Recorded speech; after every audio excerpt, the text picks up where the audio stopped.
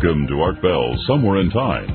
Tonight featuring Coast to Coast AM from August 22nd, 1995. From the high desert and the great American Southwest. Pretty neat place for a network, actually, to originate from. I bid you all good morning, good evening. Welcome to another edition of the best in live overnight talk radio, the largest as well, where you never know what is going to happen, where I never know what is going to happen. And that goes for tonight, once again. All right. Welcome. I'm Art Bell. The hurricane season is heating up. This just came off Reuters. Check this out. It's going to be a quickening kind of night, I can tell you. The already busy Atlantic hurricane season got even busier Tuesday. Tropical storm, get this one, Humberto, and two new tropical depressions, I said two new ones, are brewing in the Atlantic. The National Hurricane Center says Humberto, with winds near 65 miles an hour, will probably turn into a hurricane Wednesday. That storm off the coast of the Cape Verde Islands in the western Atlantic, about 1,100 miles east of Humberto, an unnamed tropical depression has formed east of the Lesser Antilles. Forecasters expect that depression to strengthen, possibly becoming a tropical storm named Iris by Wednesday. Another tropical depression is swirling off the Andros Islands in the Bahamas. Forecasters say it could dump heavy rains on southern Florida. Now, I told you it was going to be so have a lot of people. Told you the hurricane season was going to be fierce this year. And so far, they're right on the money. And it's just beginning. I mean, this is the opening chorus, folks. Of what? Well, I knew about this story yesterday, but I really didn't want to comment on it until today, because I wanted to be sure I had the details correctly, and they were a little unsure yesterday, but they're not unsure today. It began with a late-night traffic accident in Detroit, and it ended, incredibly, with a woman jumping to her death from a bridge over the Detroit River. While dozens, now get this, dozens of people stood by and hooted and hollered and cheered. Now, it was about 3 o'clock in the morning, as I said, on a bridge over the Detroit River. Witnesses say they saw a 33-year-old young black lady, Aletha Word, drive her car into another car, in other words, an accident. The other car contained 3 young guys. Angry, one of them took a crowbar and smashed all her windshields in. They dragged her from the car and ripped most of her clothes off during the scuffle. 30 to 40 people watched all of this and cheered and called for her, in fact, chanted for her to jump from the bridge. She did. Of all the people there, as many as 40, 2 of them, at this late stage, decided to try to save her, jumped in, tried, but she was dead. The driver of the car, 20-year-old man, has been charged with second-degree murder. Her mother's comment, the mother of the dead young girl, said, "You know, I wouldn't treat a dog that way." Even NBC yesterday said the story stands as more for what it says about our society. And what does it say? 30 or 40 people watched the attack on this young lady, watched the clothes ripped from her, watched her terrorized, and as they watched, cheered for her to jump. Now, I don't even know what to ask about this.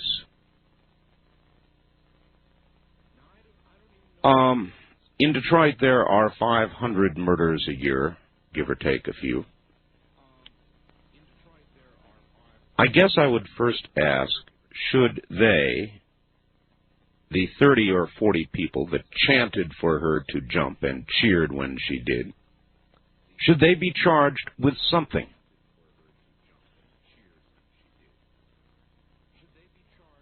Now, you can't tell me, you can't tell me that this doesn't mean something profound and sad and hard to even discuss about our society. When have you ever heard of such a thing before? I don't know what to say about it. I'll let you say it. I wonder whether these 30 or 40 onlookers and cheerers ought to be charged with. I don't know what they'd be charged with. Inhuman behavior. I don't think that puts you behind bars. Maybe it ought to. Maybe it doesn't matter anymore. Maybe the price of life has fallen faster than the American dollar, and there's just nothing we can do about it. It is the end. If not the end, then certainly the warning bells of the end. In Rwanda, some more bells chiming, same type. Remember the horror last year in Rwanda? The hundreds of thousands who died, macheted to death, then more than a million that fled Rwanda to Zaire.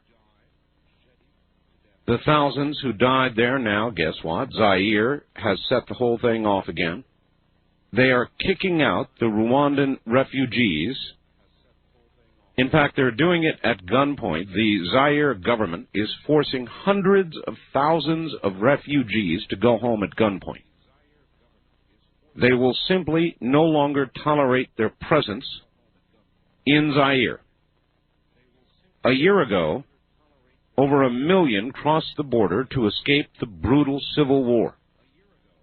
The Zaire army, as it is pushing these poor refugees along, is in the process burning, beating, raping, looting, whipping. The United Nations has been told to not interfere. They are there. They are watching all of this go on, and they are supplying water when they can to the refugees. That is the totality, apparently, of the ability of the UN to do anything about anything. As usual, they're not able to accomplish a damn thing. Iraq. I thought so. Today, Defense Secretary Perry said, quote, "There is no evidence that Iraq is preparing to invade its neighbors," end quote. Well, that's pretty plain. No evidence Iraq is preparing to invade its... This story felt wrong to me. But we sent yet another, I believe, 1,300 troops just dispatched to Kuwait. Something is up. Something felt wrong with this story. What are we doing? Obviously, we're pushing Saddam and cooking a little bit of the of what's fed to the American press. And when I heard that story, it felt a little bit cooked, and I told you so. O.J. Simpson. There was a threat yesterday by the judge to throw television out of the courtroom again. The judge thought the lawyers were playing to the cameras, which of course they are. There will be a ruling on the tapes, the incredible Furman tapes, next week. It's beginning to get dangerous. Racial tensions are growing. If cameras were pulled, would you cheer or cry? And with regard to the Furman tapes, isn't this process of slow leakage very, very dangerous immediately to Los Angeles and its environs? Again, Reuters, O.J. expert finds mystery prints. A forensic scientist has testified that he's found, get this, a second set of footprints at the scene where O.J. Simpson's ex-wife and her friend Ron Goldman were murdered. Dr. Henry Lee said the prints could not have been made by the shoes prosecutors said Simpson was wearing when he allegedly committed the murders. He also said the mystery prints could not have been made by Goldman's boots. He'll be back on the witness stand when they resume this debacle on Wednesday. And this comment, hi Art, love the show. By the way, this one will get you. As the wife of an ex-wife, I guess this is, of an LAPD officer, I can tell you my opinion of the whole O.J. Simpson, Mark Furman mess. I believe O.J. did it, and he will get off because of sloppy and or questionable work by LAPD, the coroner's office, crime lab, and prosecution. As for Furman, I know his racism was not only tolerated by the LAPD, but sponsored, fostered, and supported by it. Any officer who bucks the status quo won't be able to wear enough bulletproof vests. He or she will pay, most likely with his or her life. I can't hate or outright condemn my ex-husband or his fellow officers, because I've seen how each one goes to war every day as long as they last. Imagine fighting in Vietnam or Kuwait for 20 years. Those who do make it to retirement have totally altered outlooks than those of us who lead civilian lives. And let us civilians not forget that there is a vast population out there that feels no compunction to abide by the same laws we automatically obey. We are perceived as holders of the goods they want, and the police are perceived as the enemy. I'm a civil servant, too, but not expected to put my life on the line every day for everybody else. The officers are expected to do that. Even their most vocal critics expect total sacrifice on the part of the police, with just one 911 phone call, no matter what circumstances led to the call. What's the solution? I have no idea. I find it a pity, though, that Nicole Brown and Ron Goldman had to die like they did to bring this mess to light. Now I bet O.J. gets his kids back. There's no justice here on earth. Maybe when O.J. meets his maker.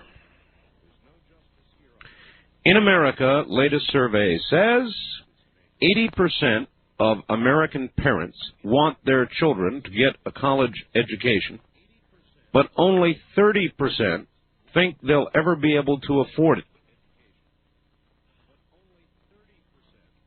Death in Texas.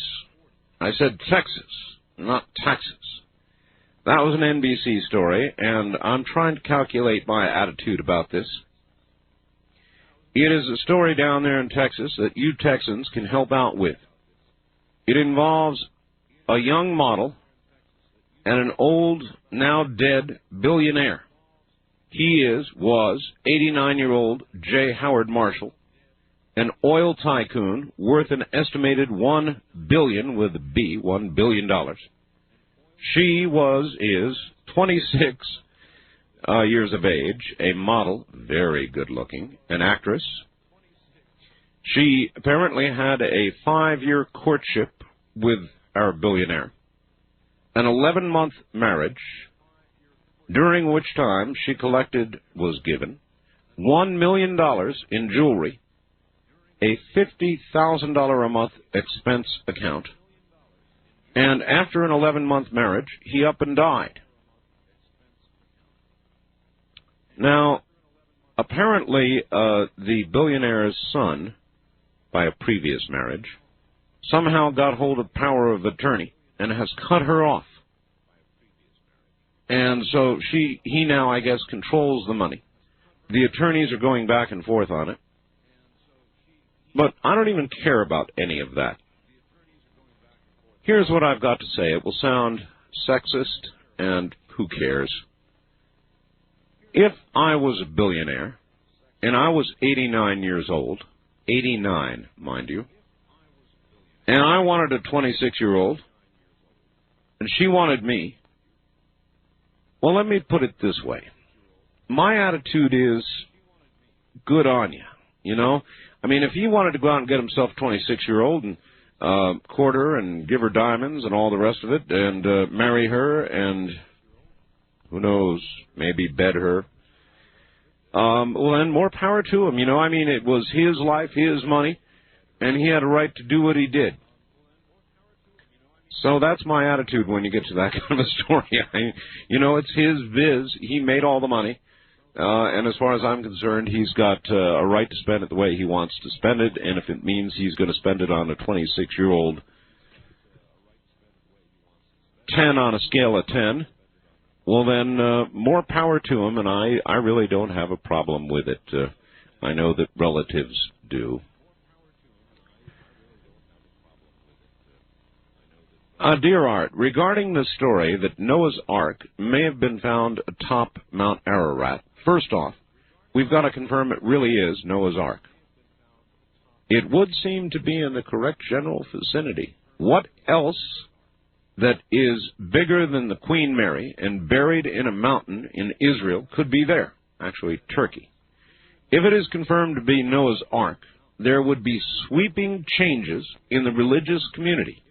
A major part of the Bible and Christianity would be confirmed in scientific fact, so that would prove that Noah existed, that all the animals went 2 by 2 into the ark, and that there was a massive flooding that wiped out everything that was not on the ark. This would change a lot of people's opinions about a part of the Bible that some was pretty unbelievable. Just something to think about till we see if it really is the ark or not. And in a moment, I have from a friend in Missoula 40 ways that you can hasten the quickening and help destroy the earth. You're sure not going to want to miss these. Now, you will not hear all 40 because I considered about 4 or 5 of them to be not advisable to broadcast, but you will hear the remainder.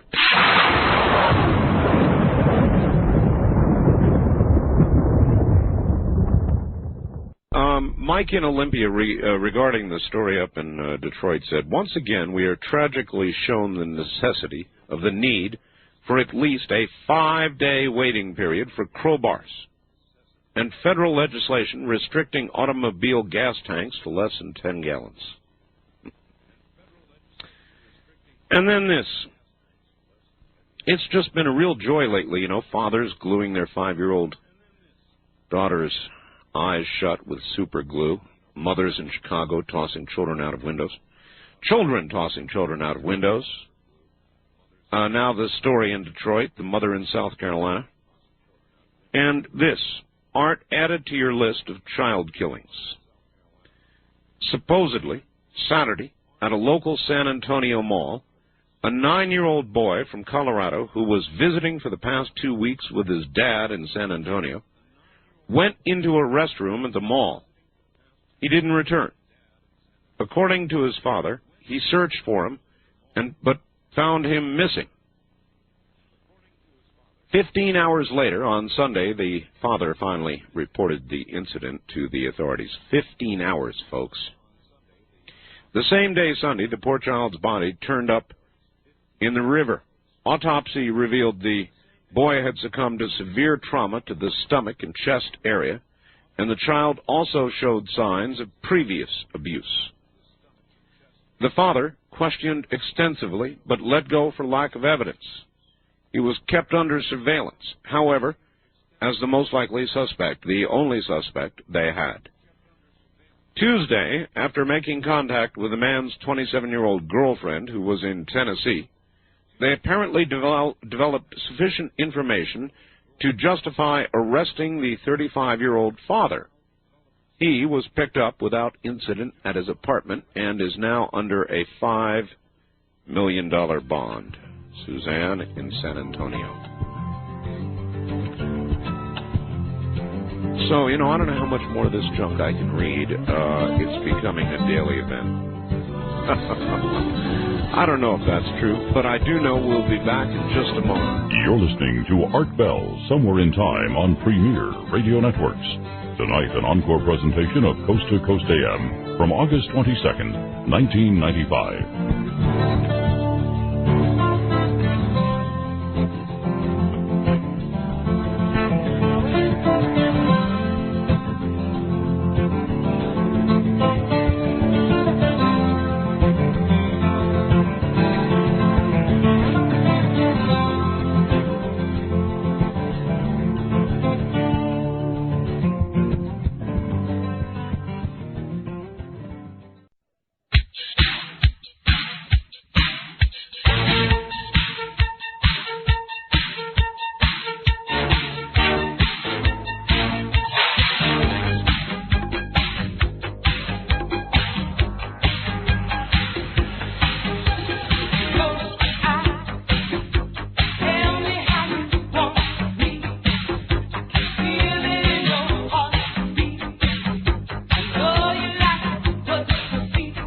Listening to Art Bell, Somewhere in Time. Tonight featuring a replay of Coast to Coast AM from August 22nd, 1995.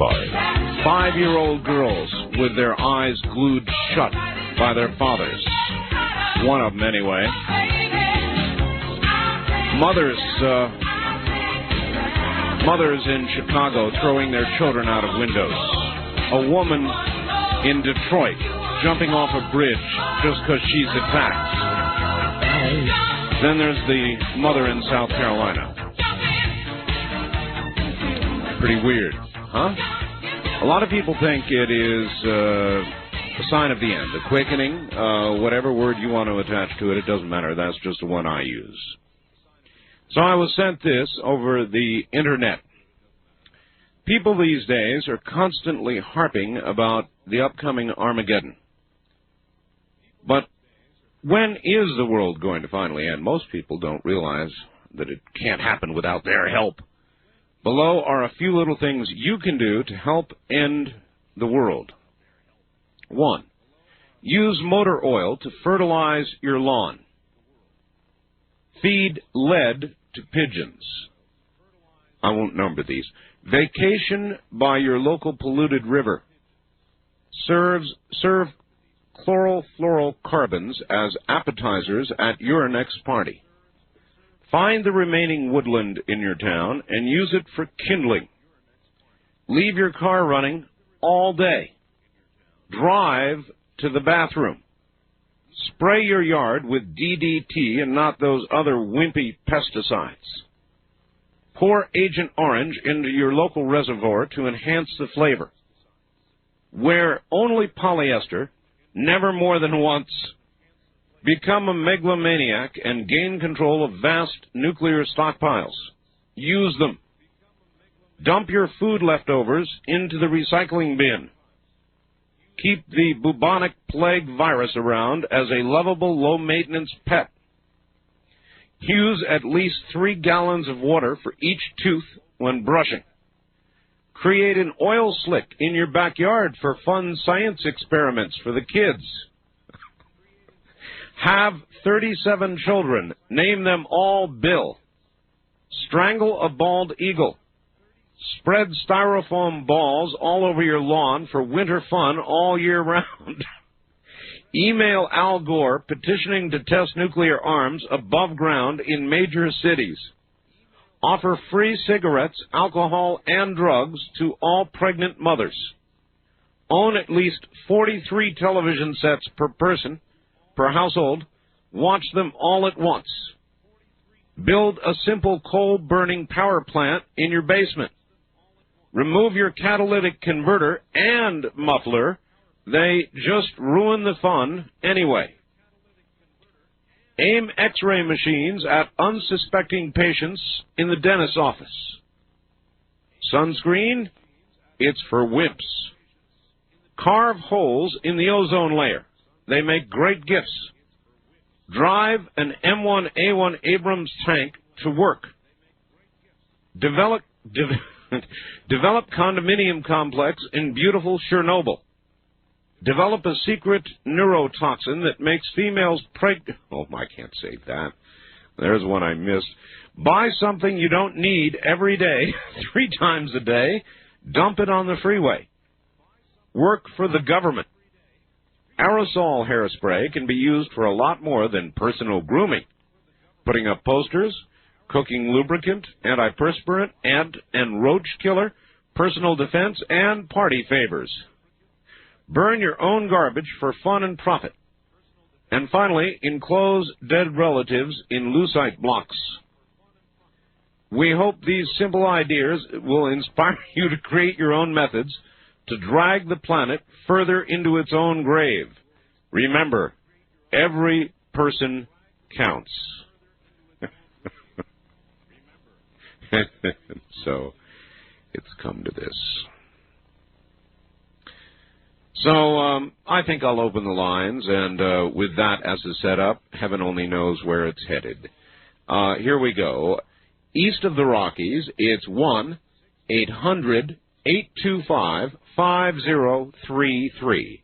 1-800-825-5033. I have several appearances scheduled in the next several days. I think in the morning, tomorrow morning, I will be on KCMO in Kansas City at about probably around 9:30 Kansas City time. Then I have an appearance somewhere in Ohio. I'll get that one for you. And on Friday, I think I'm doing a morning show for KFYI in Phoenix. I think that's lined out. So it's going to be a very busy week depending on where you are. You might listen for my... Now, you've got to bear in mind that by, 9:30, 10 o'clock in the morning, it's beginning to get to be late evening for me, so even more than usual, I'm liable to say about anything. Wildcard line, you're on the air. Hello. Good evening, Mr. Bell. Yeah. I was only kidding about your work on Saturdays. Can I comment on the Mel Reynolds conviction? No. Oh, come on. Yeah, okay, I don't care. Yeah, that's big news, of course. Well, one of the big jokes, or something I was told years ago, that the people that are most vehemently anti-gun are really the biggest crooks on earth. And they sort of use gun control as a smokescreen to mask their own illegal activities. What do you think of that? I'm trying to think of how it is you're connecting that to the conviction. Well, just look at some of the most vehemently anti-gun people in the past. Yeah, but what I'm saying is, what does the Reynolds conviction have to do with guns? Well, it seems that people that are themselves very immoral and engage in immoral activity sort of crow on the gun control thing as a smokescreen to cover their own types of activities. Why didn't you just start off on gun control? The two have nothing to do with each other. Well, I mean, gun control is what you wanted to talk about, right? Mel Reynolds is one of the most vehement anti-gun people out there.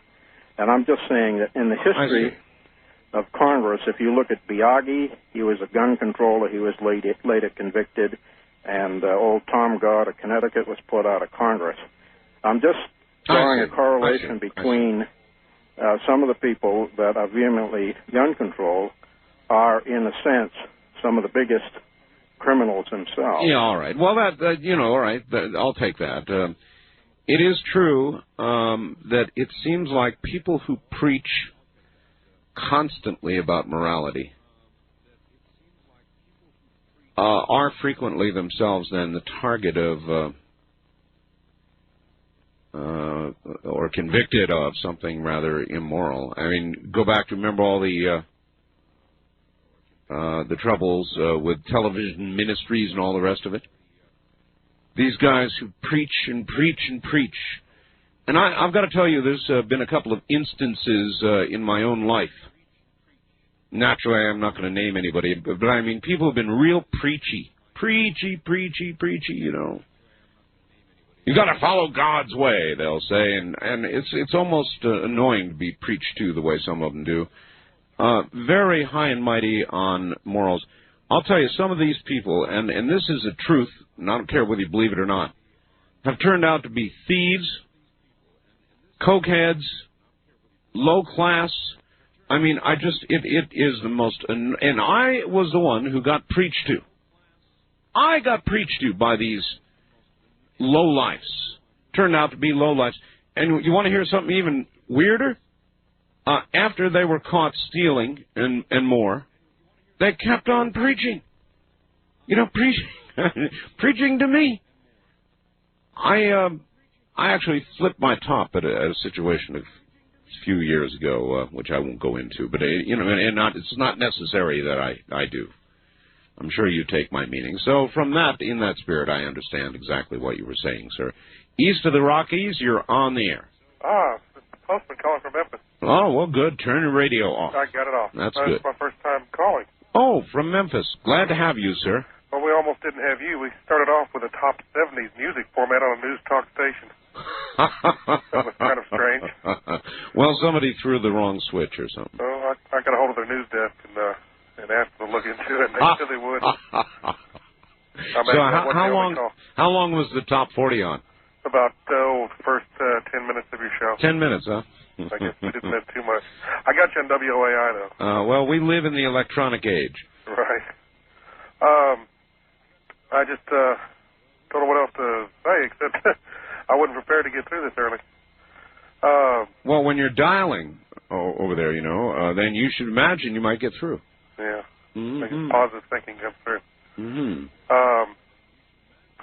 You were talking about people and religious people pointing the finger. And well, I work with the Postal Service, and I see a lot of the religious tracts come through, and one of the things I notice is whether they talk about themselves and their own beliefs, or whether they spend a lot of time putting down the other beliefs. It tends to be, you know, like Jimmy Swaggart pointing a finger at Jim and Tammy Baker, and then a few months later saying, "I've sinned." Yeah, I know. Look, sir, thank you. I take it right down to my personal life. I told you. There's a couple people, maybe even 3, in my life that have been that way. I mean, you almost can't be around them because they're so damn preachy about morality. And I'll be damned if they're not the ones who turned out to be thieves, dirty dealers, totally screwing over their neighbor and their business associates every opportunity they got. In other words, the lowest of the low and the preachiest of the people I've ever known. It's you know, there are a lot of people, and I don't mean to disparage them, who are quietly moral and quietly ethical, and I applaud them. But I'm telling you, look out for the ones that make a lot of noise. At least that is my personal experience. West of the Rockies, you're on the air. Carson, California, Art. Okay. Yeah, that is west of the Rockies. It is, yes. And your telephone is still no better than it was 2 years ago. Well, Art, I don't have time to hook up my real phone. I mean, it's a real phone, but it's anyway. I just wanted to say that Chuck Carter has Stanton Freeman on. He's down at the Telford Hotel doing a seminar for the next couple of days about Roswell and so forth. Oh, yes. And I was hoping you'd try to get him on your show if you could this week or sometime soon. Well, I've had him on many times. Yeah, well, it's good to have on again. Yeah, well, let Chuck have him for a while. Okay, anyway, about that story in Detroit, I was absolutely flabbergasted when I heard about it yesterday, and I don't know what to say except I think that... well, do you think people who cheered this on should somehow face some legal penalty? Well, I don't know what you could charge them with, Art, because it's like they're almost cheering on the murderer. I mean, they according to the yesterday's account, even though it got straightened out today, one of the accounts had the woman hanging on the railing for dear life, and the attacker was beating her on the fingers with a crowbar till she let go and dropped into the river. That was the other account, which was a more chilling account, and I just assumed that was probably what happened, along with the cheering and the clapping and the laughing. And one bystander tried to get someone with a cell phone to call 911, and they refused. While this was going on. Hey, sir? Yeah? What do you do when you're constantly throwing conspiracy theories up against the wall and they won't stick? You chuck them? You chuck harder. Oh, well, yeah. I'd part of that. And have a good morning, sir. A wildcard line, you're on the air. Hello. Unbelievable. Really? See, you're easy to get hold of. Well, there you are. This is just only the second time it rang, and it probably only redialed 12, 13 times. Well, it's kind of like a lottery. This is Mark in Albany, Georgia. Hi, Mark. You have talked a lot lately about child abuse. And I think that's a very pertinent subject for today. One thing that I haven't heard mentioned on any talk show, and I listen to an awful lot of them during the day, is circumcision. And I'd like to know your feelings about that and hear some callers and what they think about the needless amputation of a body part on infant males, without their approval or what do you think about it? What do your callers think about it? Well, I don't know if I care. In other words, a lot of people consider it a medical procedure that is performed for cleanliness throughout life, and I don't think it constitutes abuse. So I don't, from an abuse point of view, my answer would be I don't think I care. It's up to the parents, huh? Well, I just think, I disagree with that. It's not abuse. I don't think that amputation of a body part should be up to the parents. It's not amputation. Amputation is when you actually remove a member. That is not what occurs, sir, and you know it. Well, all right. Well, I thank you for the call, but I don't follow your abuse charge, and I don't think it's a big, important, or even very tasteful issue. And I think it's up to the parents. That's what I think. East of the Rockies, you're on the air. Hello. Good morning, Art. Hello. Hey, I was listening to you the other night, and a gentleman called and asked you if you believe that aliens had anything to do with our evolution. And you commented that... I said I don't know. Well, I was just wondering if you believe, in your personal opinion, if they've had, in the past, far past, if they've had any manipulation on our progress. Beats the hell out of me. I said I don't know. I meant I don't know. I have no proof of it. I have people who come on and talk to me, all kinds of guests with all kinds of credentials, who say all kinds of things.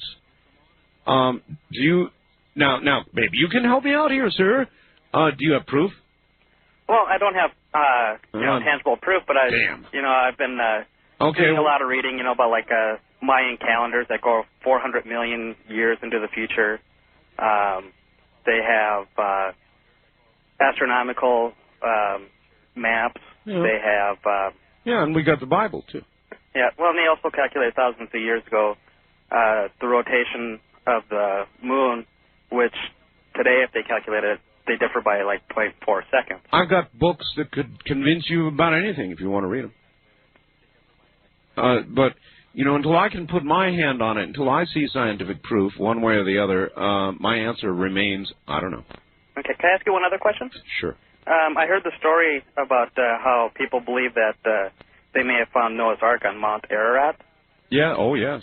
Okay, now, did I hear you correctly when you said that satellites found it like in 1947 or 48? No, I said there was an earthquake on the very day of the creation of the nation of Israel in 48, and that then later they found the Ark through satellite imagery years later. Do you know how long they've seen or have known about it? Since, Now there's no, I really don't. Not that many years. And they are going on a dig, and we'll know soon. And can you imagine if it is Noah's Ark?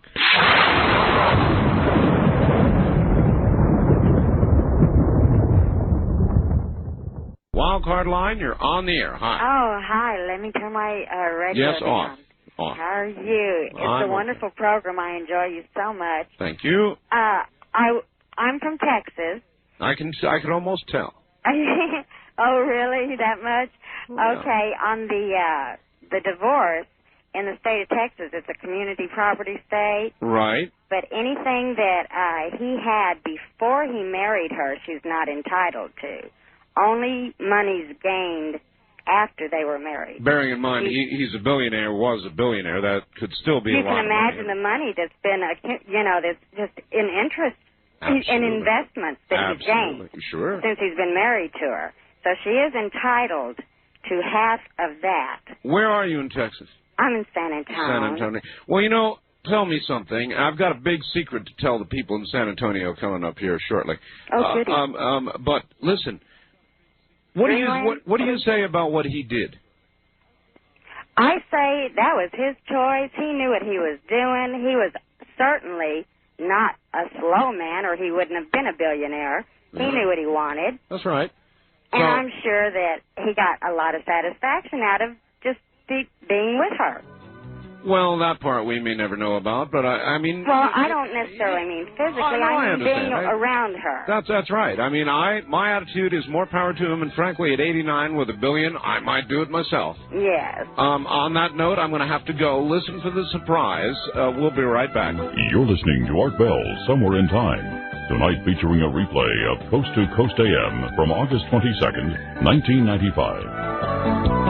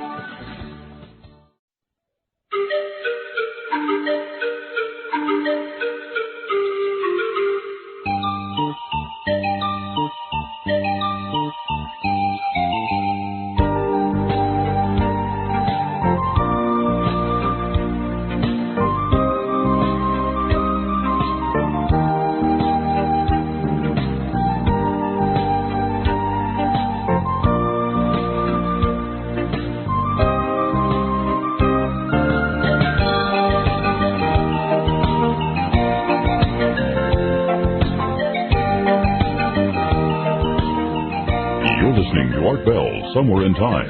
Tonight featuring a replay of Coast to Coast AM from August 22nd, 1995. Before we get into the serious news, good morning. Those stations that join us at this hour. Those stations that actually join us at this hour, you guys ought to call those stations and ask them to carry the beginning of the program at 11 o'clock Pacific time. Because you've missed a lot. And I can only sort of recap. Before I get into the serious stuff, this is from Bryn Marie in San Francisco, who never fails me, listening to the mighty KSFO. And some guy called up and said that he thought there was another star system out there sending messages to Earth, and that the government was receiving them but not telling us. I said, well, what are they? And he said, well, I don't know. So then I started wondering. You know me. If you could, interstellar messaging is very expensive. It's not like a pager or something.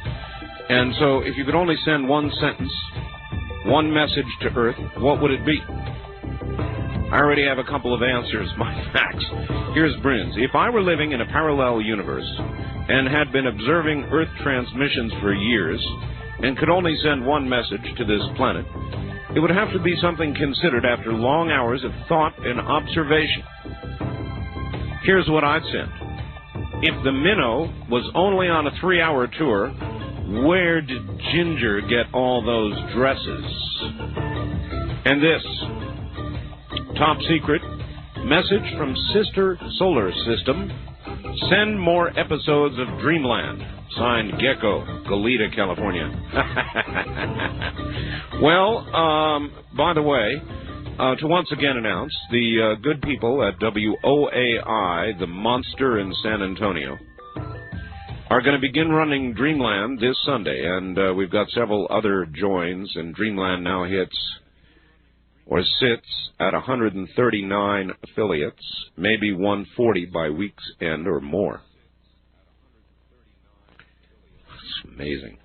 There are 4, maybe no less than 5 would-be hurricanes out in the Atlantic right now. Very serious ones, most of them in the process of strengthening. And you attribute that to whatever you want. Maybe this. It began in Detroit with a traffic accident, ended with a young woman, terrified, jumping off the bridge to her death, while dozens of people, as many as 40, stood by and cheered and watched and chanted for her to jump. About 3 a.m. Saturday. Witnesses say they saw 33-year-old Aletha Word drive her car into another car. It was an accident. That car containing 3 young men. Angry, one of them jumped out of the car, took a tire iron, smashed her windows, dragged her from the car, ripped her clothing off. During this, the crowd is loving it, right? 30 or 40 people watched, cheered, and finally she did it out of absolute fear, jumped off the bridge. She's dead. To their everlasting credit, at least 2 people did try to save her after the fact. The driver of the car 20 has been charged with second-degree murder. The mother of the dead girl said, "I wouldn't treat a dog that way." Even NBC yesterday, mystified at the story, said it really stands more. I mean, there's 500 murders in Detroit every year. But they said it stands as a comment on society. What our society has become, you tell me. I was wondering if the people involved in that should be charged with something. You know, the ones that were chanting for her to jump off the bridge. There's really nothing to charge them with legally. But I got a fax here. Is that Art? How about conduct unbecoming a human? I'd really like to know what those 40 people are feeling right now. 82% of the American people say they want their children to go to a college, but 30% think, only 30% rather, think they can afford to send their children to college. Then there is the death in Texas story, not taxes, Texas. The young model and the old billionaire. This is an 89-year-old guy, dead now, J. Howard Marshall, an oil tycoon down in Texas, worth, they said, about $1 billion. 89 years old. At 89, he married a 26-year-old Easy 10, I mean, beautiful woman, just beautiful. God, beautiful. Model, actress. There was a 5-year courtship, an 11-month marriage, $1 million given to her in jewelry, $50,000 a month in expenses, and now, of course, everybody in the family is going to fight. I guess his son, by previous marriage, got power of attorneys, cut her off, and there'll be a big fight and probably a settlement. But, you know, when I think about this story, I think the 89-year-old guy with $1 billion, you know, maybe in his 88th year he decided, what the hell? Let's have some fun. I've got $1 billion. I want a 26-year-old. And maybe it was true love, and maybe it was for the money, and, you know, I don't know that I care. It was his money. He did what he wanted to do with it. If it had part of the, you know, and I'm sure some of the enticement was the money. So what? So what, he says. The guy did what he wanted to do, and it's his life and his money. That's my attitude. Then people started sending me stories of more child tragedies, you know, to make my day. 9-year-old boy in Portland killing his 5-year-old sister with daddy's hunting rifle. First, they thought it was accidental. Now police have charged the boy with murder. Another case in southern Washington about the same time where 2 young children got the parents' Magnum out, a .357, playing Nintendo, a fight. One shot the other with the .357. And I've got more, but I don't want to read them. It's like I've had it. If this is not the quickening, the one we had the other day, the 5-year-old little girl who had her eyes glued shut by daddy with super glue, that was nice. The mother who threw her baby out of the window in Chicago. The woman in Detroit that I just told you about, the mother in South Carolina. And so, somebody sent me this, which I will now reread on the Internet. It's very cynical, but here's how it reads. Comes from Missoula, Montana, by the way. Entitled 40 Ways, and I'm not reading all 40, you can help to destroy the earth and hurry the quickening. People these days are constantly harping about the upcoming Armageddon. But when is the world finally going to end? Most people don't realize it can't happen without their help. Below are a few things that you can do to help end the world. Use motor oil to fertilize your lawn. Feed lead to pigeons. Vacation by your local polluted river.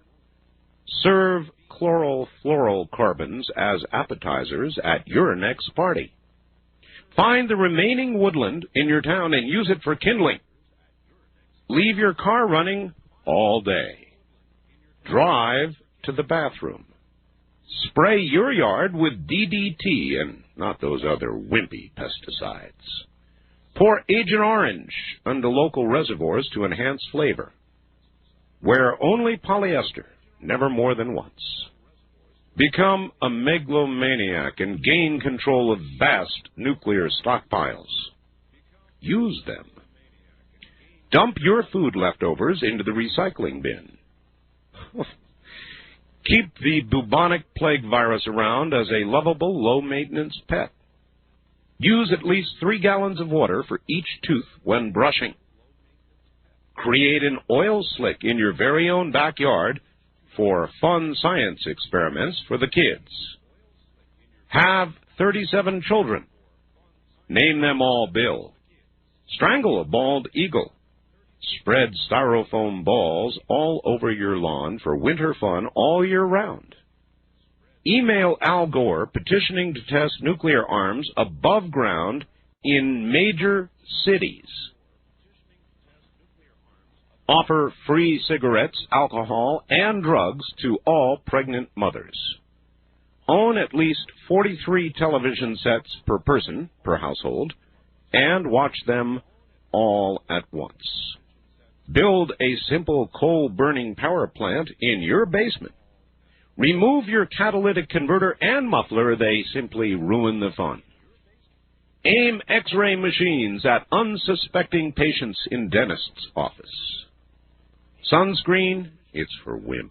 Carve holes in the ozone layer. They make great gifts. Drive an M1A1 Abrams tank to work. Develop condominium complexes in beautiful Chernobyl. Develop a secret neurotoxin that makes females I can't read that one. I should have crossed that out. Work for the government. All right, and this. Aerosol hairspray can be used for a lot more than personal grooming. Putting up posters, cooking lubricant, antiperspirant, ant and roach killer, personal defense, and party favors. Burn your own garbage for fun and profit, and encase dead relatives in lucite blocks. We hope these simple ideas will inspire you to create your own methods to drag this planet further into its grave. Remember, every person counts. Then you have to wonder what the other star system is going to say when it begins to get... Now, they're probably still seeing Lucy, right?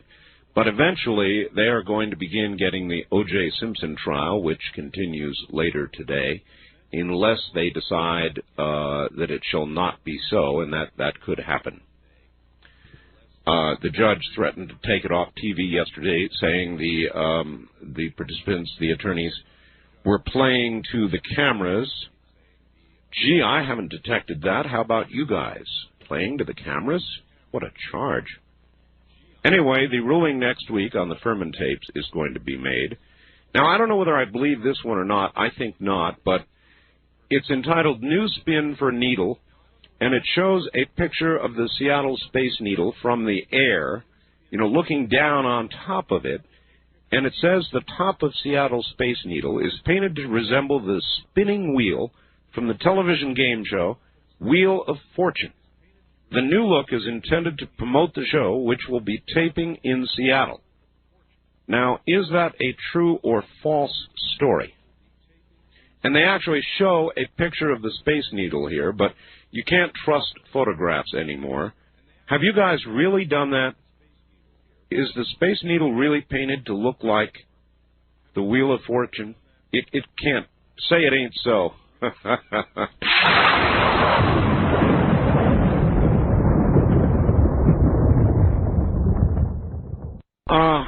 And I'm getting all kinds of faxes like this.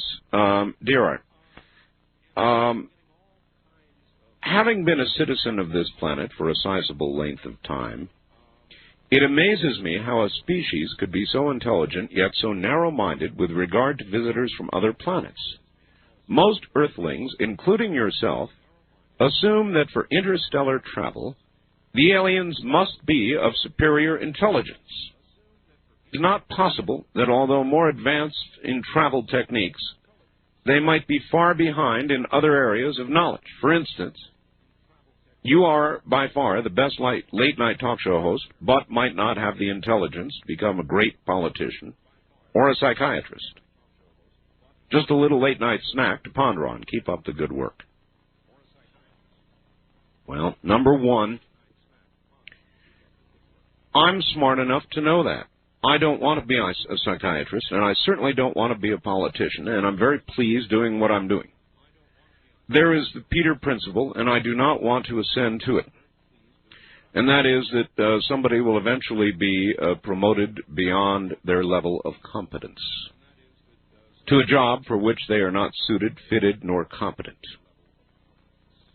I have no illusions about wanting some greater position. I enjoy doing precisely what I'm doing and wouldn't change it for the world, and have fought not to, as a matter of fact. West of the Rockies, you're on the air. Hello, Art Bell. That's true. Okay, you're probably not going to like what I have to say to you. Well, this happens all the time. Okay, sir. and I hope you don't hang up. I hope you don't hang up on me. Well, I might. Okay. Let's hear it. Okay. I think you're copping out. On what? On the UFO thing. UFOs. Really? See, now here it was. Somebody called and said, do you believe or not believe? Right. And am I correct? That's true. And my answer was, I don't know. And that remains my answer. And it's not a cop-out. It's the truth. Do I believe that they're here? I have no idea. Did you not see a UFO yourself? Yes. Then what's the big deal? What's going on? Well, I don't know where it came from. You have listeners out there. Just uno momento. Okay. I saw it, and I described it in very precise detail. Right. But for all I know, it came from Area 51 over the hill here. I have no way of knowing that it came from another star system or dimension, or I don't know. But you tried to explain it. Now, how would you like it if everybody just said to you, I don't believe it? How would you like that? Well, a lot of people have said that. What, huh? A lot of people have said that to me. Yeah, but you're really cutting people down all of a sudden. No, I'm not. Yes, you are. No, I'm not. I was no, sir. I was asked a question, and I gave an honest answer. I'd say the last couple of weeks you have really copped out on the people. Okay, what about the Roswell incident? You were so up on those pictures. It was unbelievable. Wait a minute. Okay, go ahead. No, that's not true now. I said now, I will say now what I said then, and that is, it is either the real thing or it is the most elaborate, best-done hoax ever. Mm-hmm. And that's still what I think today. Do I know for sure it's real? No. Have I ever said during this whole thing that I know for sure it's real? No. But you cut people down No, I don't. Yes, you do. No, okay. Let's ask your audience out there. How does that cut people down to give them an honest answer? No, you have a way about you to where you put bad feelings to people. They want to explain something to you, and you're really negative about it. In fact, like what? You're just negative. Like what? If it is negative, thanks for the call, brother. But if it is negative to give you an honest answer, then by all means, you go right on ahead and regard me as negative. And I don't give absolute affirmative answers, you will learn as you listen, to things that I cannot lay my hand on or scientifically prove. I have a hell of a lot of interests in areas like UFOs, life after death, mysteries that we cannot answer. I will continue to investigate them avidly. But the question was, do I believe, as an article of faith, that we are being visited? And my honest answer is, I don't know. And if you regard that as negative, then I don't care. I don't care. It's an honest answer. There are a lot of things in this life that I do not know and will not accept as an article of faith. It's kind of like religion. People call me up, Art, this moment, accept the Lord. Do you accept the Lord? Do you accept everything about the Bible? No, I don't, automatically. And there are a lot of things that I don't have answers to.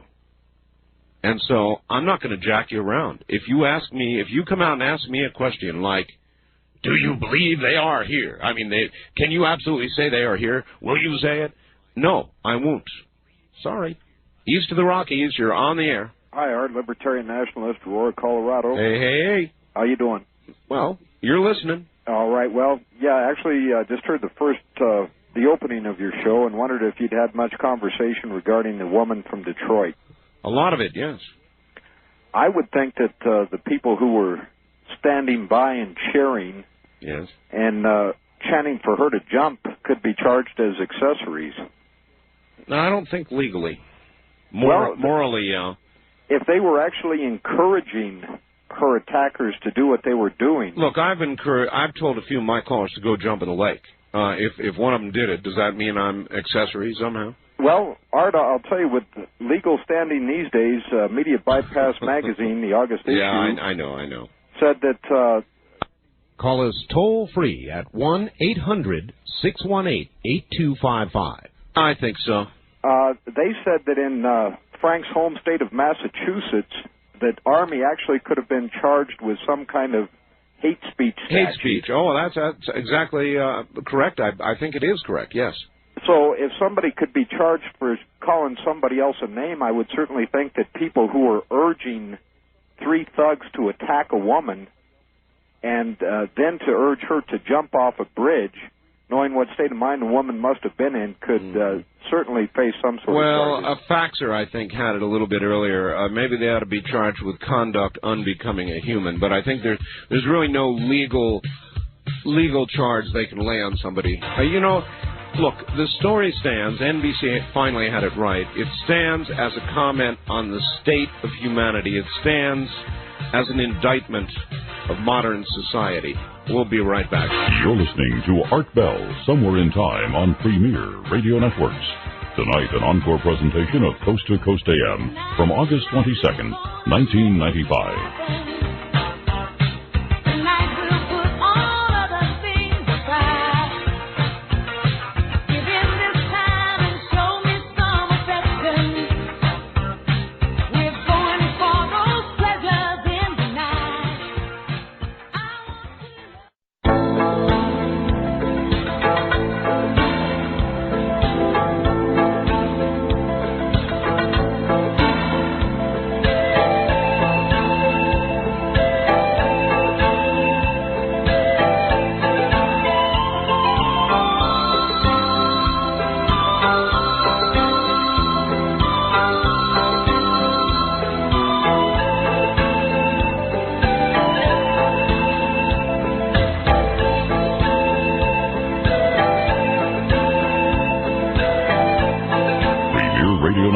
Presents Art Bell, Somewhere in Time.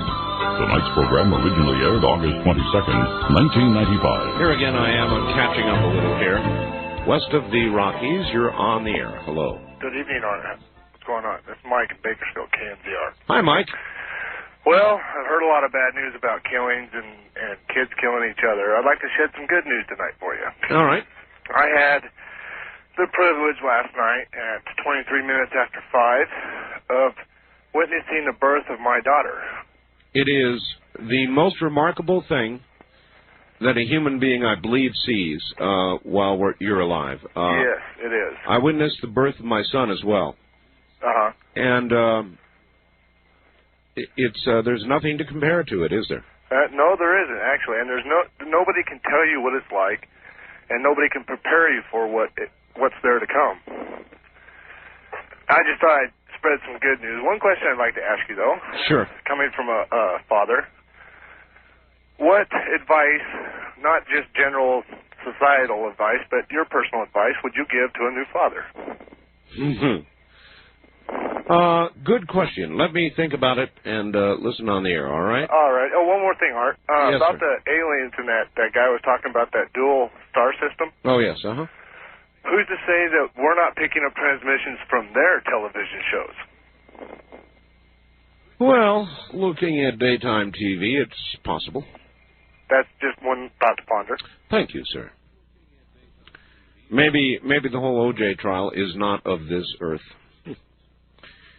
Advice to a new father.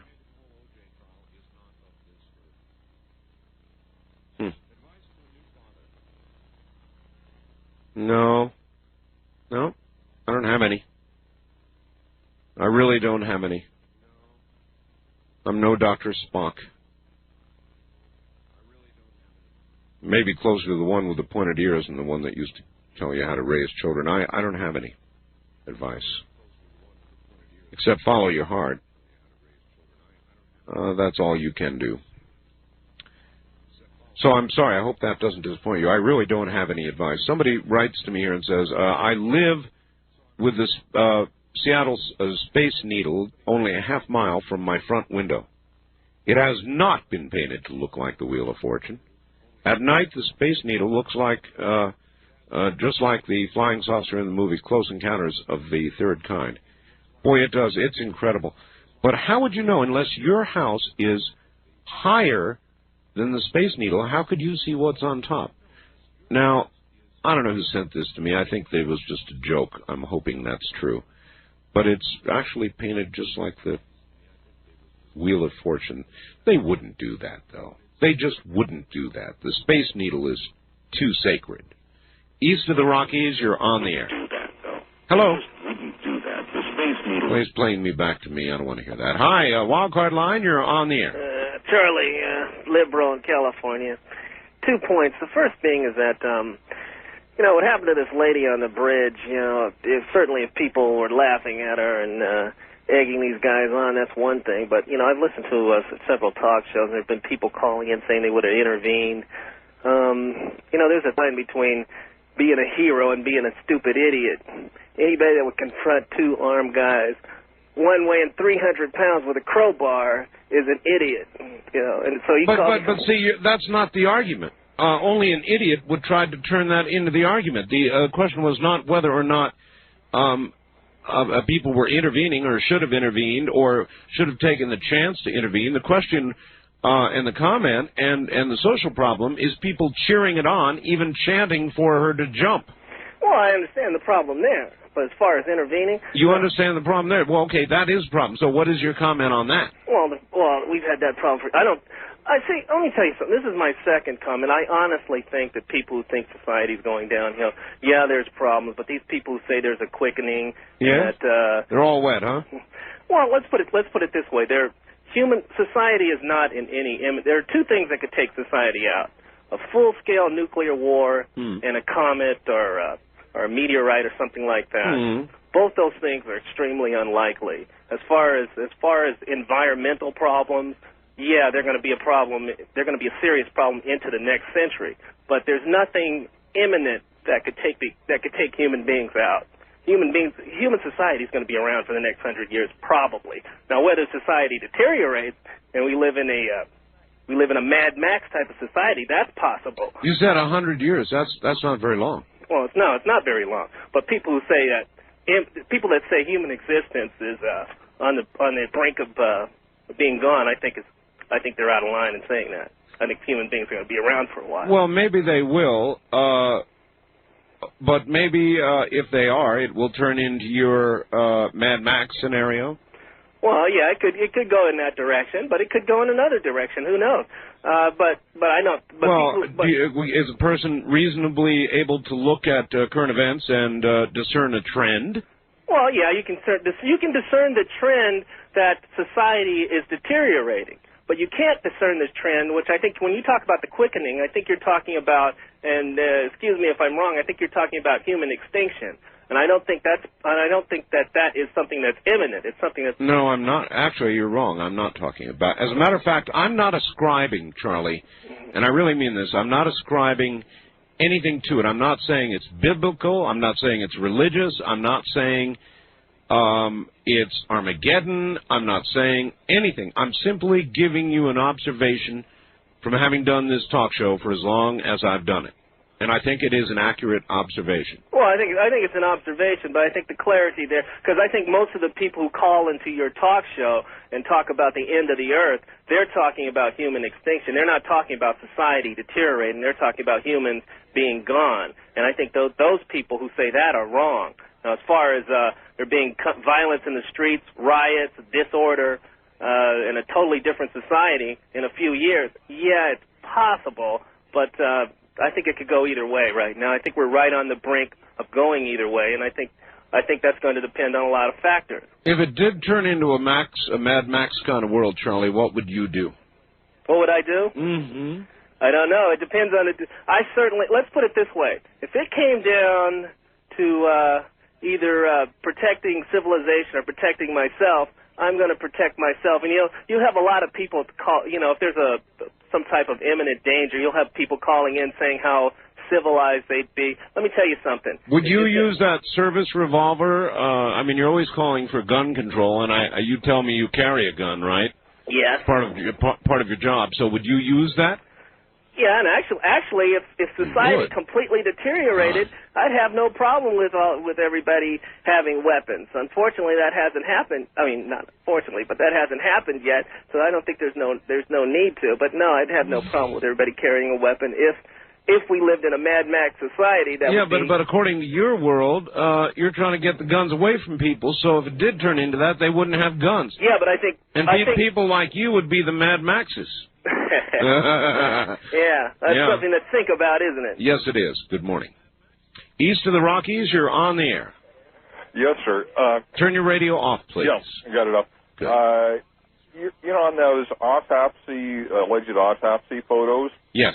Over the weekend, it was interesting. The BBC Science in Action mentioned them. Yes, sir. And so did Deutsche Welle. Mm-hmm. They both tried to twist it around without actually saying they were untrue, but gave strong implications by going to outside alleged experts. One fellow had to do with human physiology, who claimed that 1 out of 2,000 Europeans has 6 fingers and has an they do not. Well, that's what the Deutsche Welle had. Now the BBC went and then end of the credibility on that one. Next one. The BBC interviewed taxi cab drivers and got their reactions, and then a psychiatrist who said that people who had great interest in these things ought to see. Well, my God, there's another one. Now, taxi cab drivers in London, was it? Survey? Yeah, the BBC Science in Action. It was interesting. Within an hour, switching the station, it was quarter to midnight on Saturday night Central Time. Their show, they ended that up with that. And then on Deutsche Welle, they had it as part of their world news. Well, it beats the hell out of gardening shows, and they spend a lot of time on gardening on the BBC. All right, sir, thank you very much for the call. Interview. Well, there's a meaningful scientific survey. The Roswell autopsy film, real or fake? The following report, compiled from a survey of London taxi cab drivers. Real hard evidence.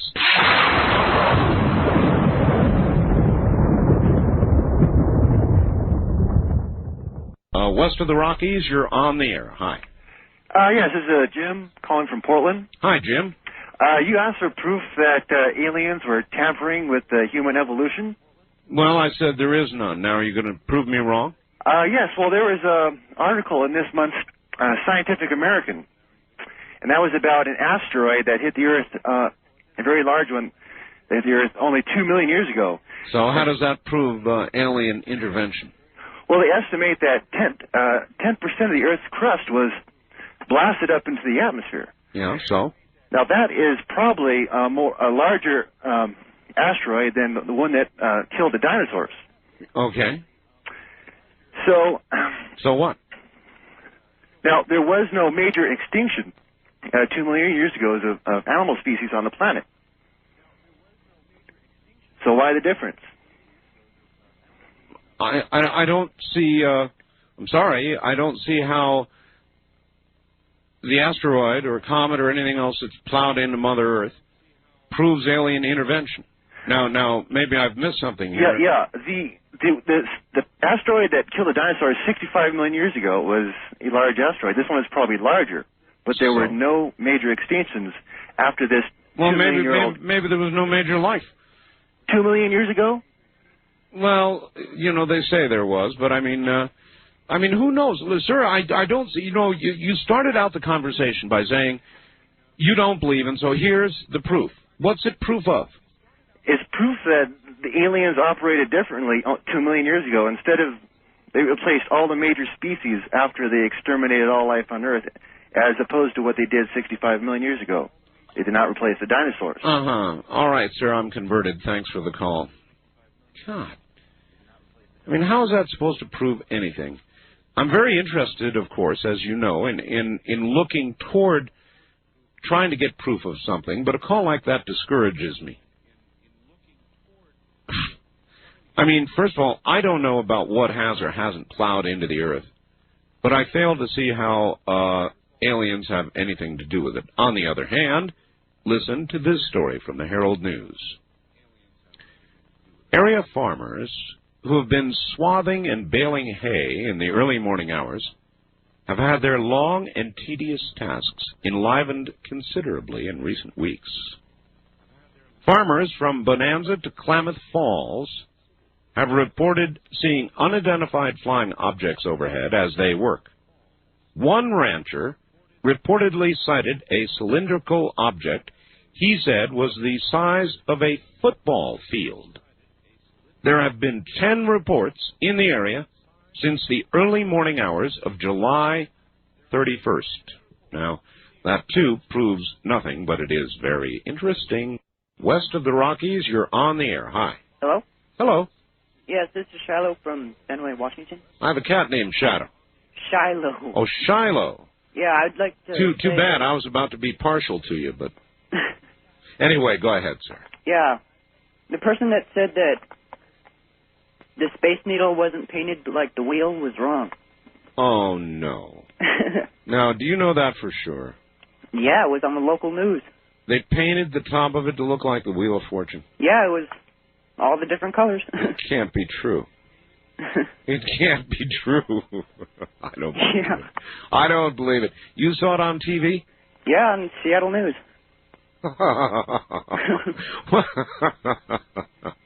How do you think the people of Seattle feel about that? I have no idea, but I would think it would be... I'm going to find out. Are you sure it's true? Do you swear on your TV guide it's true? I saw it on the news, not the TV guide. Well, I know, but you swear on your TV guide with your hand on the guide? Yeah, but I would think it'd be easier just to put this tarp over it than to paint it. Now, another question. Yes?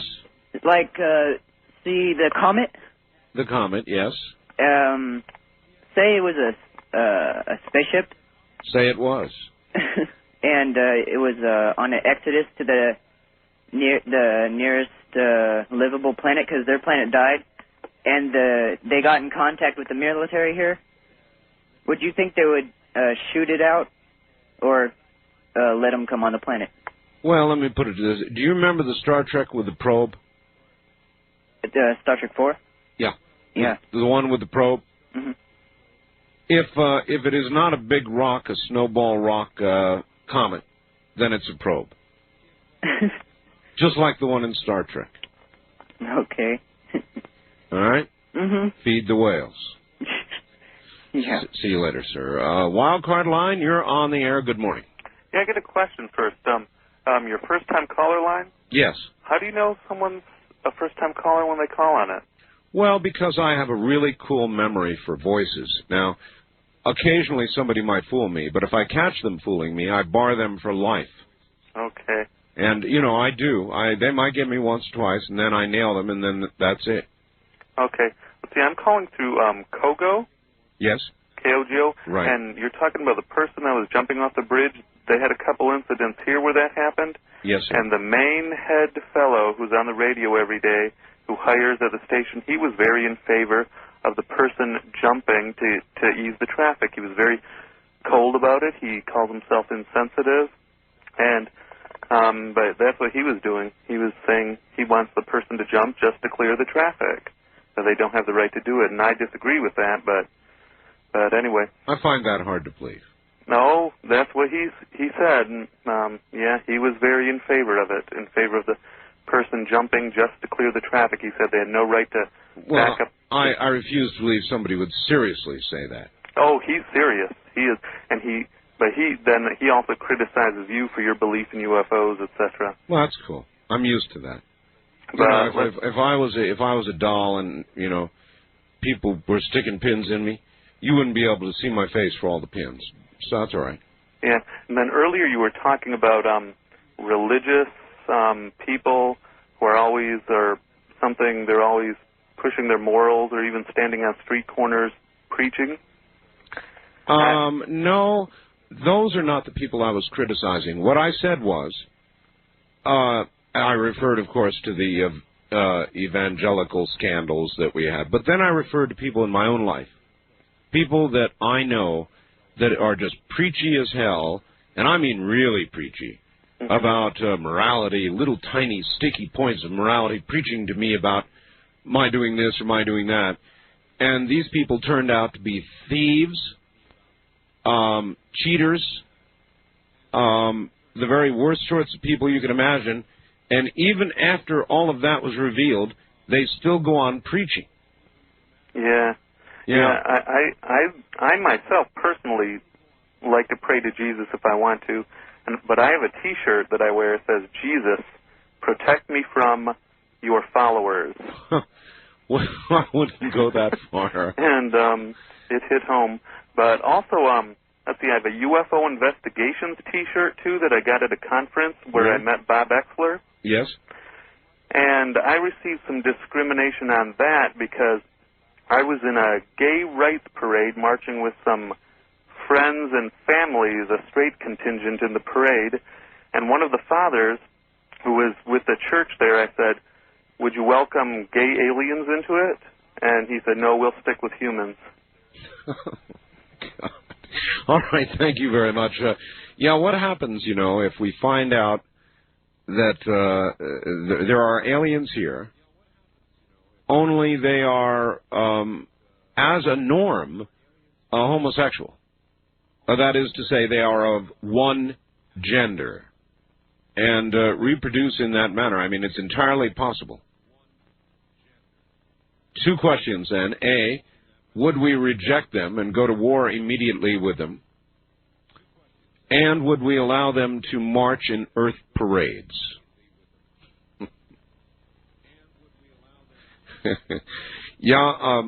I get criticized all the time, because because I allow anybody to talk about anything here on the air, and whether that includes aliens or whatever else it is we happen to be talking about. And if you've been listening for a while now, you know it's anything on any given night.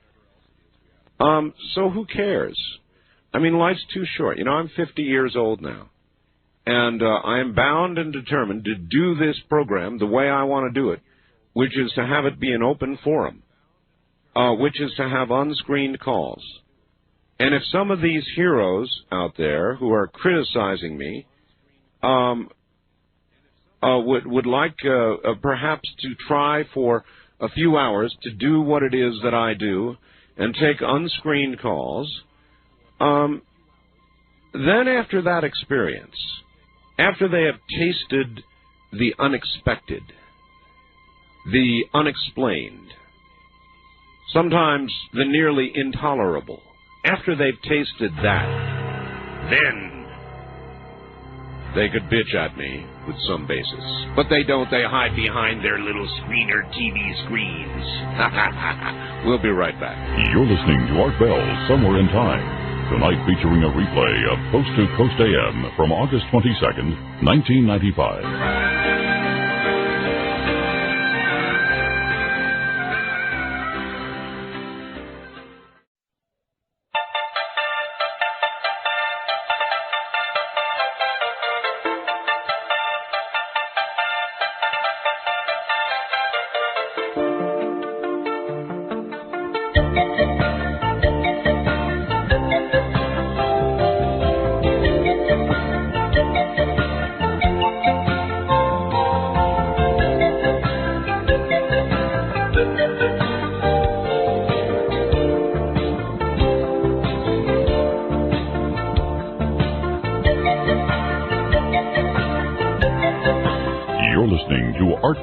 Somewhere in Time on Premier Radio Networks. Tonight, an encore presentation of Coast to Coast AM from August 22nd, 1995. The board operator at KCMO in Kansas City, this is reference a call we got a lot earlier. Somehow, at the beginning of the program, KCMO got a switch in the wrong place or something, and there was rock and roll music on there for about 10 minutes, and then they got my show back on again. He called up and said, sorry. New at the job, threw the wrong switch. See, that kind of thing happens. So there you are. I will be on KCMO, Kansas City, during their morning show, I think around 9:30, somewhere in there. So if you're in Kansas City and you stay up that late, I'll be on the air. Probably a lot of people who listen to KCMO at 9:30 don't even know who I am.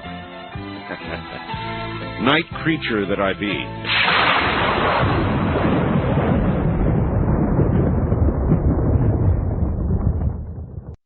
To the telephones west of the Rockies. You're on the air. Hello. Hello, Art. This is Kogo and also L.A. Yes, sir.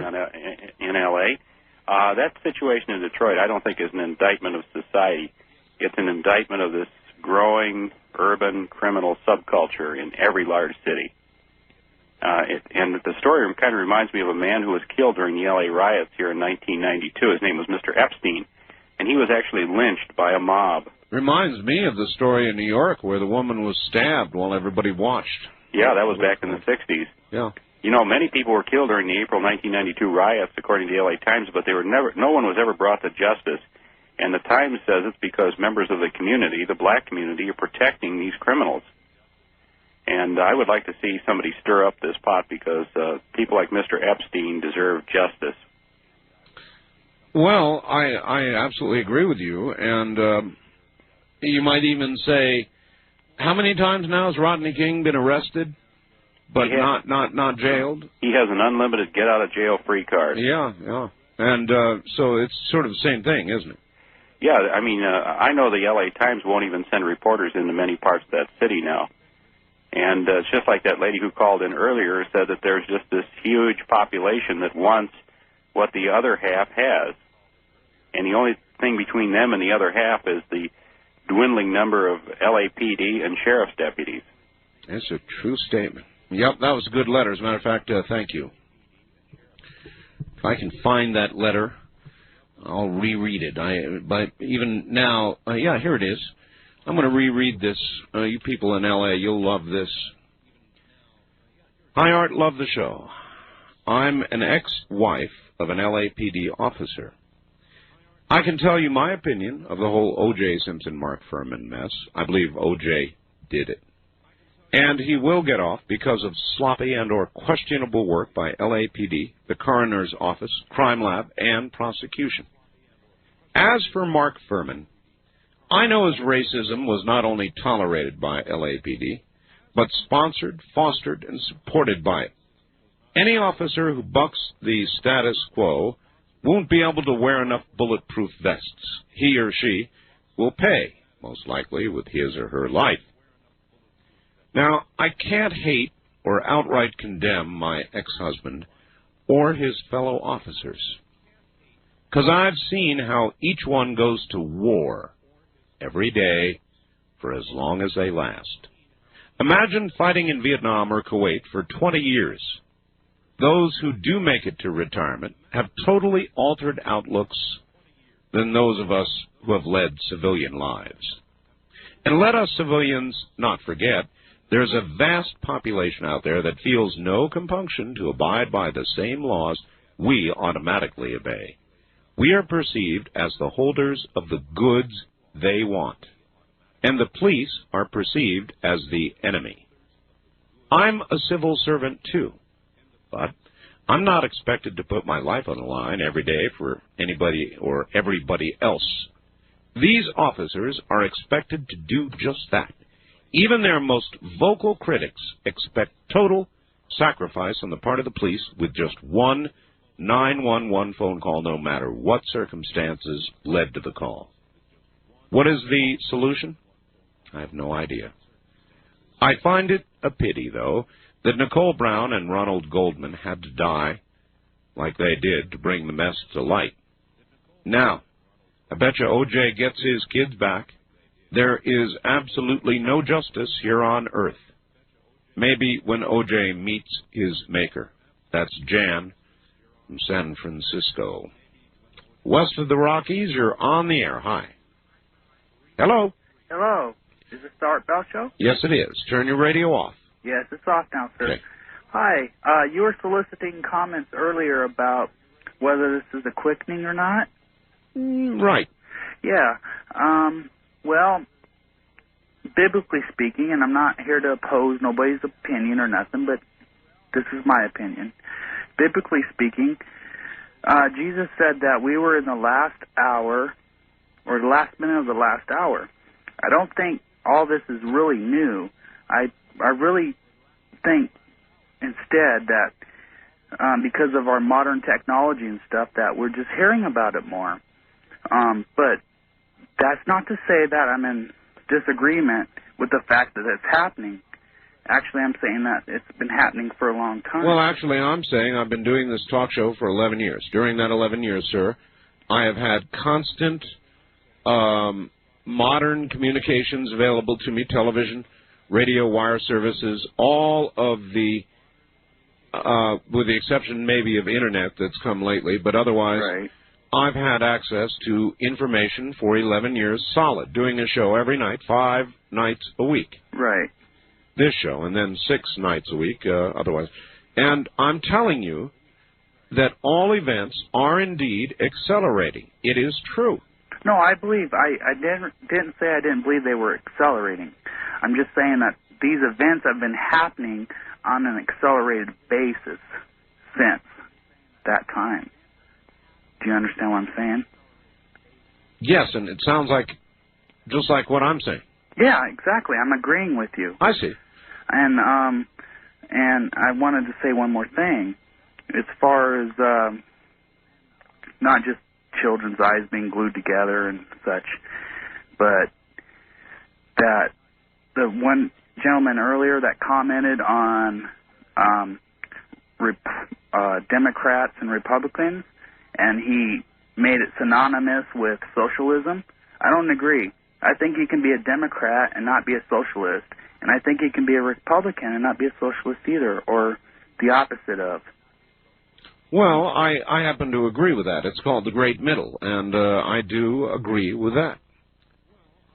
Dear Art, all those subhuman spectators should have their eyelids superglued together.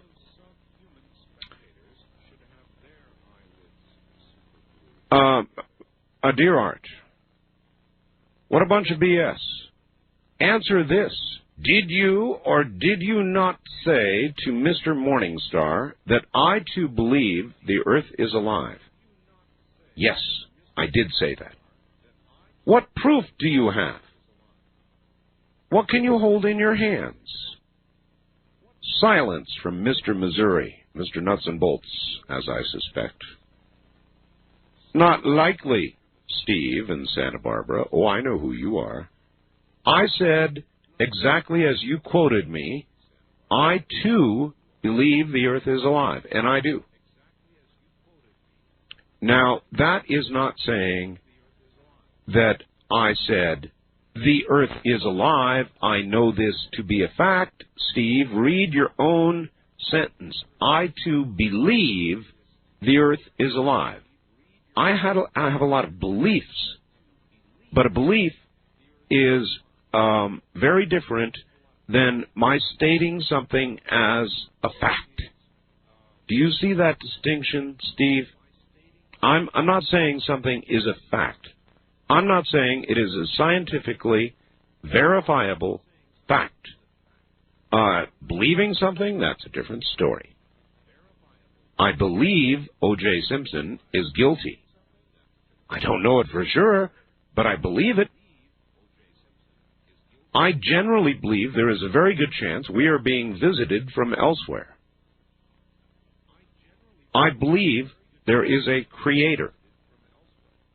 I don't know any of those things to be absolutely true. Steve, west of the Rockies, you're on the air. Hi, I'm calling from Lemoore, California. Okay. KMJ Country. KMJ, yes. Yes. At the first of your program, you had a list of 40 ways to destroy the Earth. That's right. I have one more to add to that list. What would that be? Okay. Increase the speed limit from 55 to 85. 85 miles per hour? Right. This would help deplete the ozone, use up more gas, kill more people. More trees, kill more people, take care of the population explosion. It would also help the employment. More police, more ambulances, more hospital bills. Right, more coroners. We would good. have to build more hospitals to contain all of the amputees. Great idea, huh? We could insist that every person who drives a car have a gun in their glove compartment. At least one. So that traffic disputes could be settled with more finality. Right. All right. Well, that's good, ma'am. You're on track.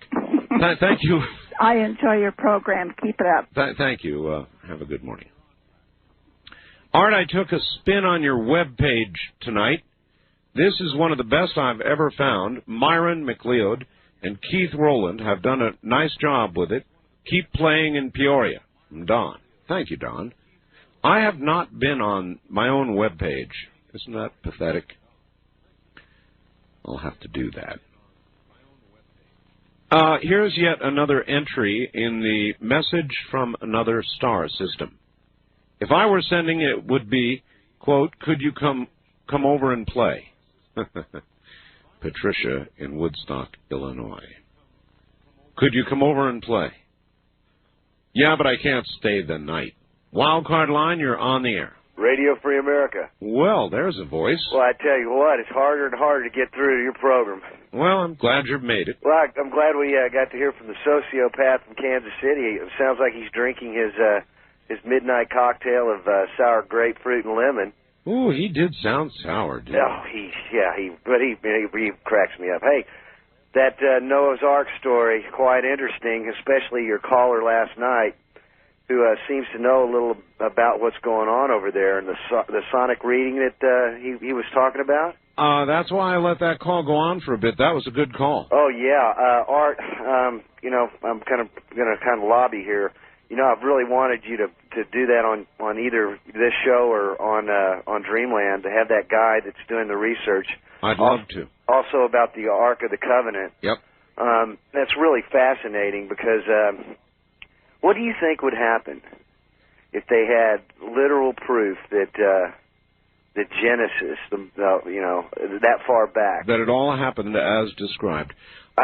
Well, I think first of all, there would be a certain percentage of the population that absolutely would not accept it, no matter what. No matter what. Mm-hmm. I don't care what kind of scientific proof there would be. They would not accept it because it would spoil everything they believe. Mm-hmm. I think that a lot of other people would turn to religion. That a lot of people, percentage-wise, maybe even the majority, would turn to religion. don't you think it would be a huge threat for the powers that be, so to speak, to make that apparent? Yes. Yeah, I do too. I'll talk to you later. See you. If they find the Ark on Ararat, and they're going to be, the digging is, as we speak, beginning. You tell me what else it could be high up on Ararat. Something, I saw the photographs. It's clearly in the shape of a ship, a very large ship, larger than the Queen Mary. How would that get up on a mountain?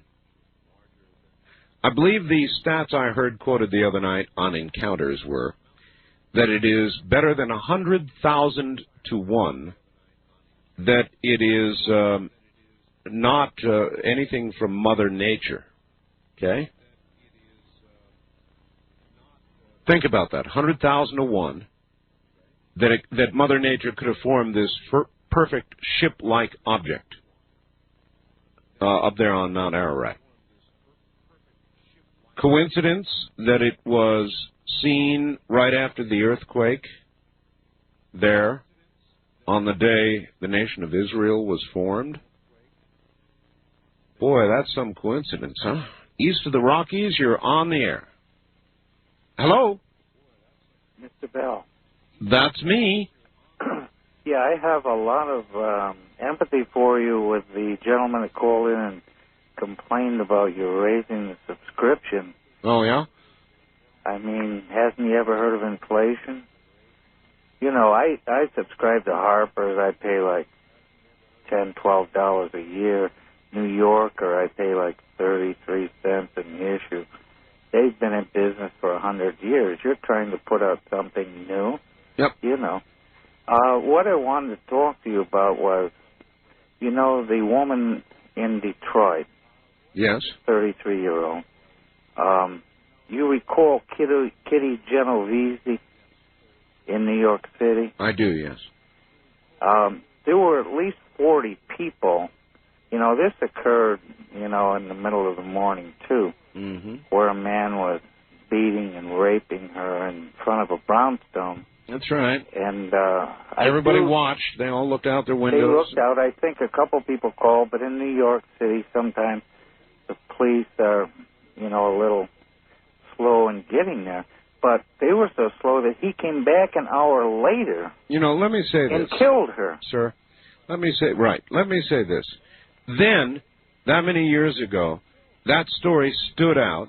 That story was horrifying and not typical and not something you heard every day. I know, and we were all shocked as hell, and nobody's ever forgotten it. Now, today, this kind of story is becoming routine. Right. Now, you know, you're on KRAM here in St. Louis. St. Louis, yes. You know, and I have you on most nights. I fall asleep, you know, it's on low, you know. The people that follow you come on from 6 to 9. They're young people that have been fired from several stations here in St. Louis. Well, most people in radio, sir, have been fired many times in their career. But, I mean, they're two individuals that their producer announced. This is how I found out about this yesterday morning at 6 o'clock, because I hadn't read any papers over the weekend. Their producer announced it, and then they laugh and make a joke of it. And this Steve and JC that are on here following you on KRAM made a joke about, you mean... laughed about the woman in Detroit, you know, because their whole show is, you know, they're in their mid to late 20s, and the whole show is just nonsense. Is it a shock jock kind of thing? Yeah, right, exactly. And I couldn't believe, it's hard to imagine anything at all. Thank you for the call. Funny. At all funny about that situation. It is so sad that I worry. I worry for all of us. And as I said, the New York City incident, you recall how shocking and awful that was. Today, I can hardly come on the air without hearing about some 5-year-old's eyelids glued shut by daddy.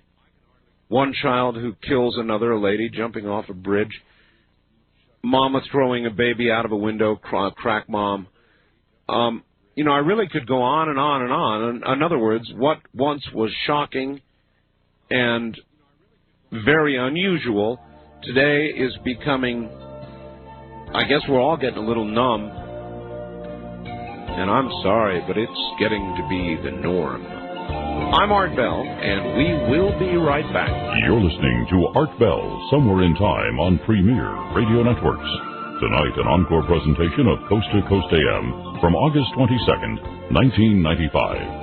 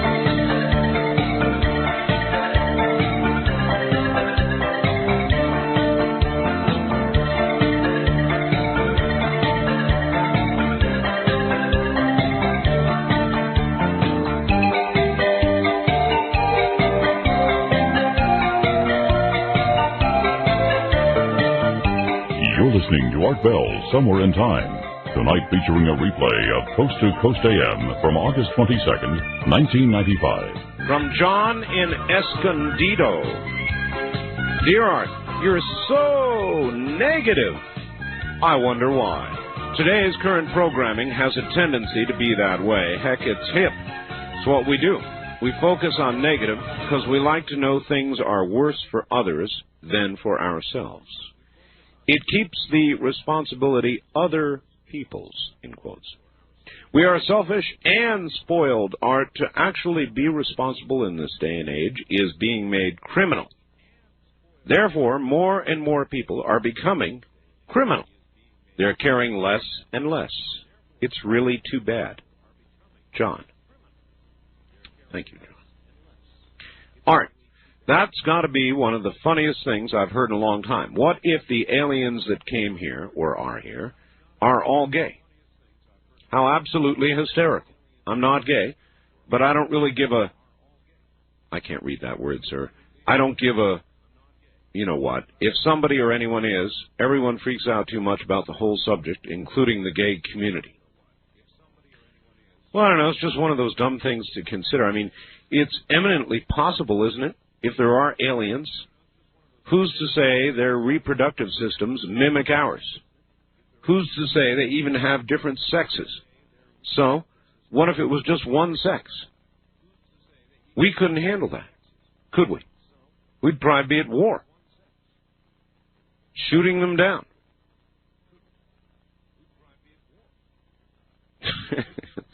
It's nighttime radio. Somebody else here asking about the ratings.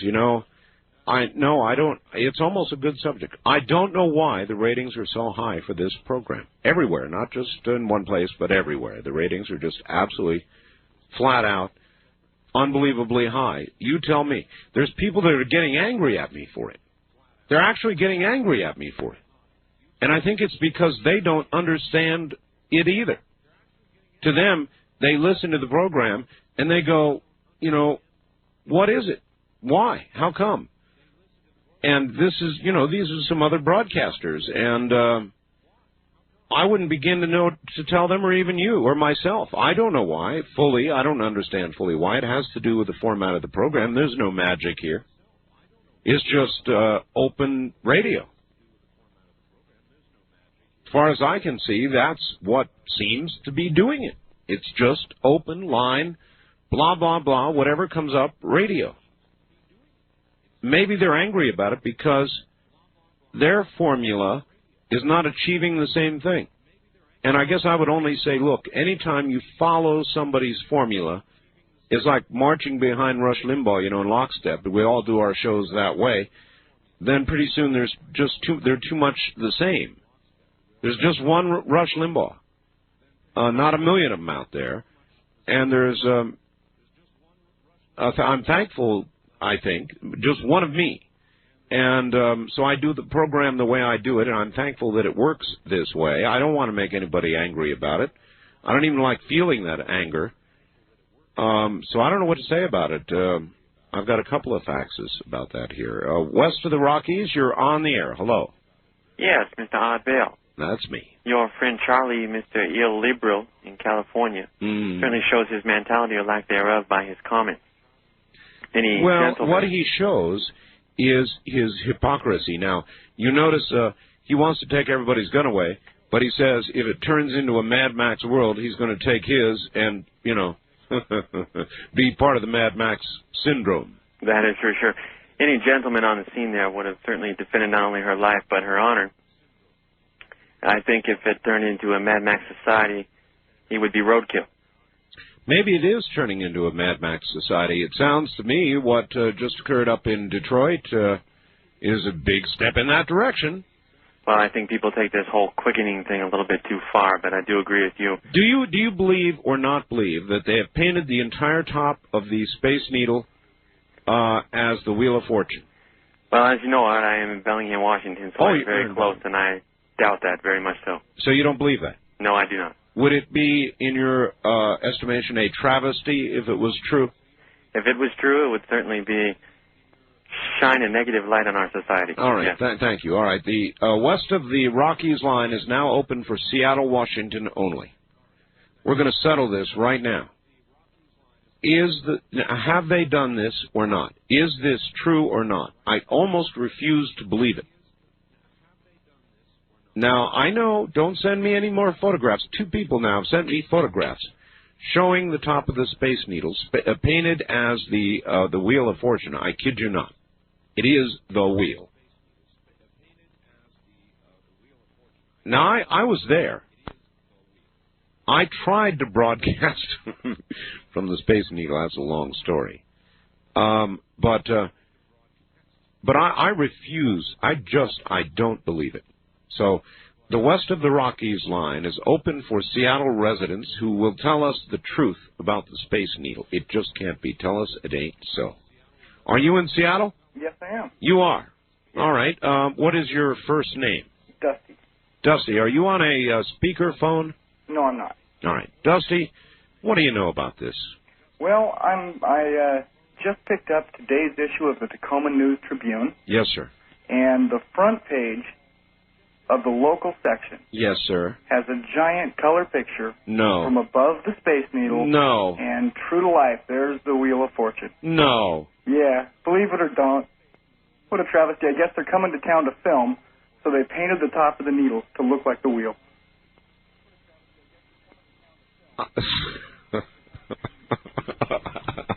Actually, I guess it would have been yesterday. It's the 22nd issue of the Tacoma News Tribune, Section B, front page, big color picture. You swear this? I'll fax you a copy of it.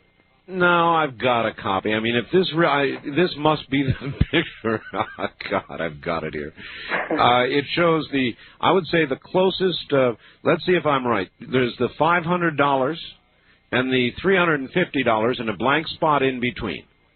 And off to the left-hand side, you can see the bankrupt square. Bankrupt, yeah, that's right. Yep. Oh, God, it's true. Yeah. I don't know. You just can't tell with some of these people. It's nearing the end, sir.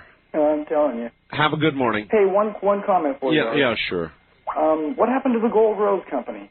Oh, they'll be back. The Gold Rose Company, as a matter of fact, I think they're already booked back, so they'll be on shortly. Well, good, because I wanted to get one and didn't have a chance to ever write the number down. And well, 'tis the season soon. You know, we'll head toward Christmas, and you'll hear them back on. Okay, great. All right, thanks. Have a good night. Yep, you too. No. Who How did this happen? The Space Needle is the symbol of Seattle. The symbol of Seattle. I mean, when you think of Seattle, other than the movie Sleepless in Seattle, you think of the Space Needle. How can this be? On my Seattle line, you're on the air. Are you in Seattle? Hello? Hello. Yeah, I'm calling Art Bell. First-time callers, area 702-727-1222. Oh, no, Joseph, you're not allowed to give your last name on the air? Oh. So give us only your first name, Joseph, right? Right. Where are you calling from, Joseph? Arroyo Grande, California. Oh, well, but I'm holding this open for Seattle. Well, I guess I'll have to try again. All right, thank you. Couple more Seattles. I mean, I sort of halfway think people are screwing with me here a little bit. It's just one of those things that couldn't be true. On my Seattle line, you're on the air. Hello. Yes, this is Bill from Ventura. No, sir, I'm holding this line for Seattle. Oh, you're still holding it. I'm sorry. Yeah, I am, Bill. Thank you. I want at least a couple of more calls. I mean, I don't want to just depend on one or two calls. This is the kind of thing you need confirmation of. On my Seattle line, you're on the air. Hi, Art. Yes. I'm from Seattle. You're from Seattle. All right. Turn your radio off. I just did. All right. Off now. What do you know? Saw it yesterday. It's big, multicolored on the side.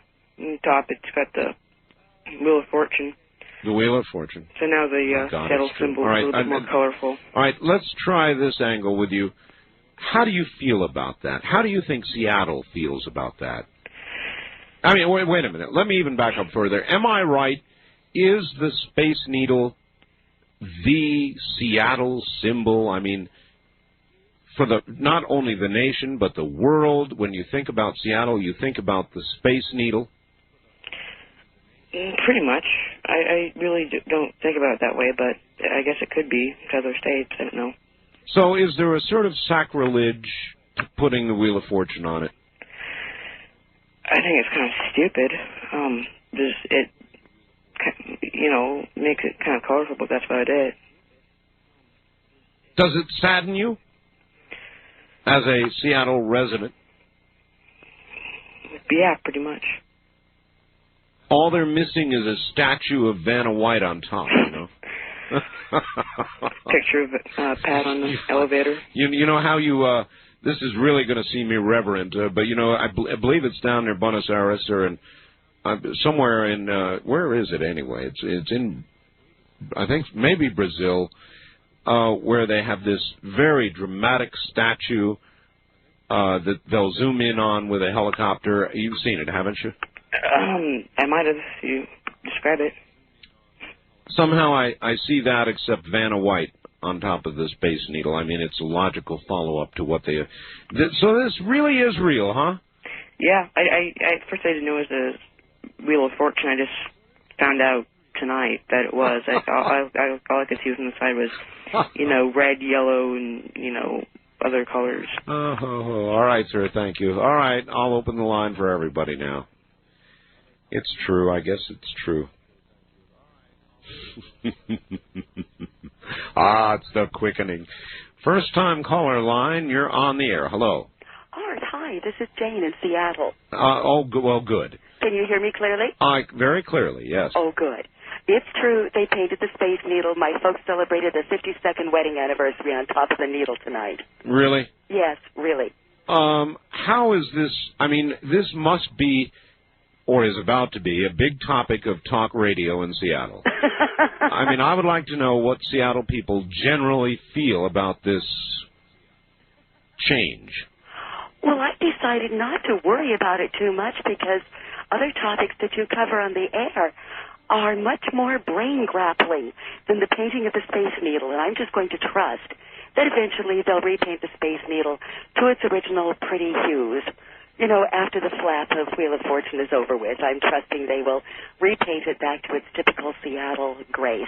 Well, as I look at the picture here, they could actually turn it into a, in Las Vegas where they have the wheels that you spin? Yes. And a little ball could roll out from the top. Anyway, you did have something more serious, even though I'll tell you, this is serious. Anyway, go ahead.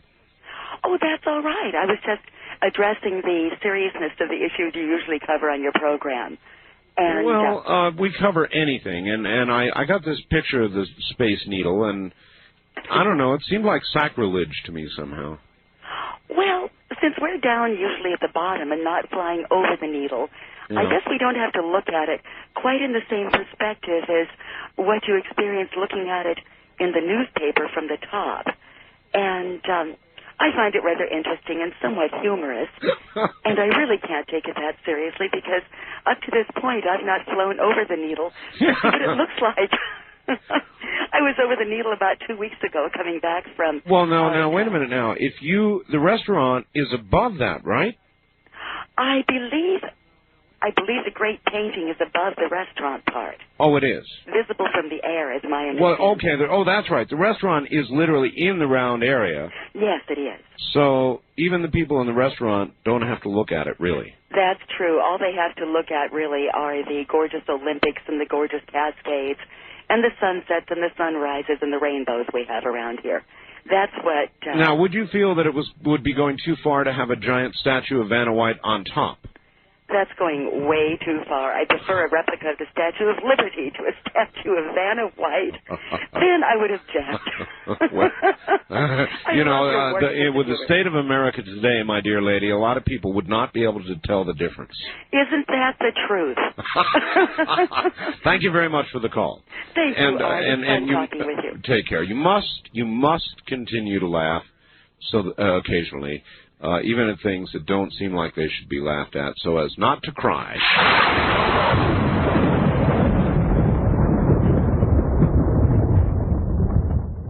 Hey, I forgot to tell you, I got a copy of Patrick's check. You know, Patrick of last night? Patrick of the $95,000? I've got a copy of his check as a GIF picture on our computer system. And so if you would like to see the check that Patrick deposited to get his $95,000, call our bulletin board service. It is called simply check.gif. And you know what I want now? I want a GIF picture of the Space Needle. Anybody who can send that to me, attach it to email or something on AOL. If anybody's got a good quality picture, I mean, this is the most incredible thing you've ever seen in your whole life. I would love to have a photograph of that, a good one, as a GIF photograph, and I will put that up on my bulletin board, too. It's actually not my bulletin board, by the way. It's put on by a kindly gentleman here in Pahrump, Nevada. Actually, he's a pretty cool guy. He's a retired FBI. See the kind of friends you have, Art? East of the Rockies, you're on the air. Good morning, Art. This is OJ in Kansas City. How you doing? KCMO, doing fine. I think I'm going to be on the morning show there this morning. Oh, for heaven's sakes. That's what I said. You stay up that late? Well, it's 9:30 there. It'd be 7:30 here. Yeah. That's not so bad. Right. You know, it's not as easy to be chivalrous and save damsels as it used to be. Apparently. Not even in vogue anymore. No. First of all, you have to have a fairly large arsenal to carry around with you, because the first thing you have to do is kill the perpetrators so they can't sue you. Then you have to kill the witnesses so they can't finger you. Then you have to make sure there aren't any TV people around. It's not as easy as it used to be. Well, you're exactly right. Unfortunately, that's true. A little cynical presentation, but the truth of the matter is that there is a step from that, or in other words, not participating, not jumping into the middle of it, but gee whiz, folks, to cheering and chanting for someone to kill themselves. Now, please. Lord. Yeah. I tell you. I'm going to do the right thing no matter what it costs, but I hope it doesn't present itself to me. I'm too young to go to jail. All right, thank you for being there. Yeah, thank you for calling, sir. Have a good morning. on the first-time caller line. You are on the air. Oh, Art, let me turn my radio down. That's good. Do that. Whoops, sorry. That's all right. You are a first-time caller. Yes, right? I am. Uh-huh. First-time caller on any show. Oh, my. All right. I wanted to tell you about a little tip for disciplining kitties. I heard you mention one time you got to spank yours every once in a while. Yeah. Just keep a little water gun next to you. You don't even have to get out of your chair. Well, see, I have no problems of that sort. The problems occur, my cats are inside cats. Mine too. I don't let them out. And if they make a run for the door, oh, I see. then they get themselves a swat on the tail end. And cats take it rough. Yes. I mean, they really do. They sulk. Yes, they do. But I thought you meant like furniture scratching and that kind of But thing. I mean, it's for their own good. Oh, absolutely. Yes, it is. Yeah, mine are indoor cats, too. And I wanted to mention one more thing. Yes. Asking one time about what you thought people would do if there was a comet was going to hit the Earth. Yeah, if you had days or weeks or months or even years. Yeah. I think they say all people are really three people. The person you think you are, the person other people think they are, think you are, and the person you really are. I think we'd all become the people we really are. And so then what result would that yield? I think that people would just be surprised. The masks would all come off. I mean... Well, okay, I'm trying to pin you to the wall here. When they did, what kind of society would we have? I mean, would everybody quietly go home to be with their loved ones? Would there be mostly rape, pillage, Mad Max time? Or? I think most of them would probably go home to be with their families. How much Mad Maxing would there be? Oh, probably less than there is now. Really? I think so, Well, that might be all right for a period of time. Yeah, I think that when it came down to it and you knew you only had a certain amount of time, the things that were important in life would come out. All right. We'll be right back. You're listening to Art Bell, Somewhere in Time. Tonight featuring a replay of Coast to Coast AM from August 22nd, 1995.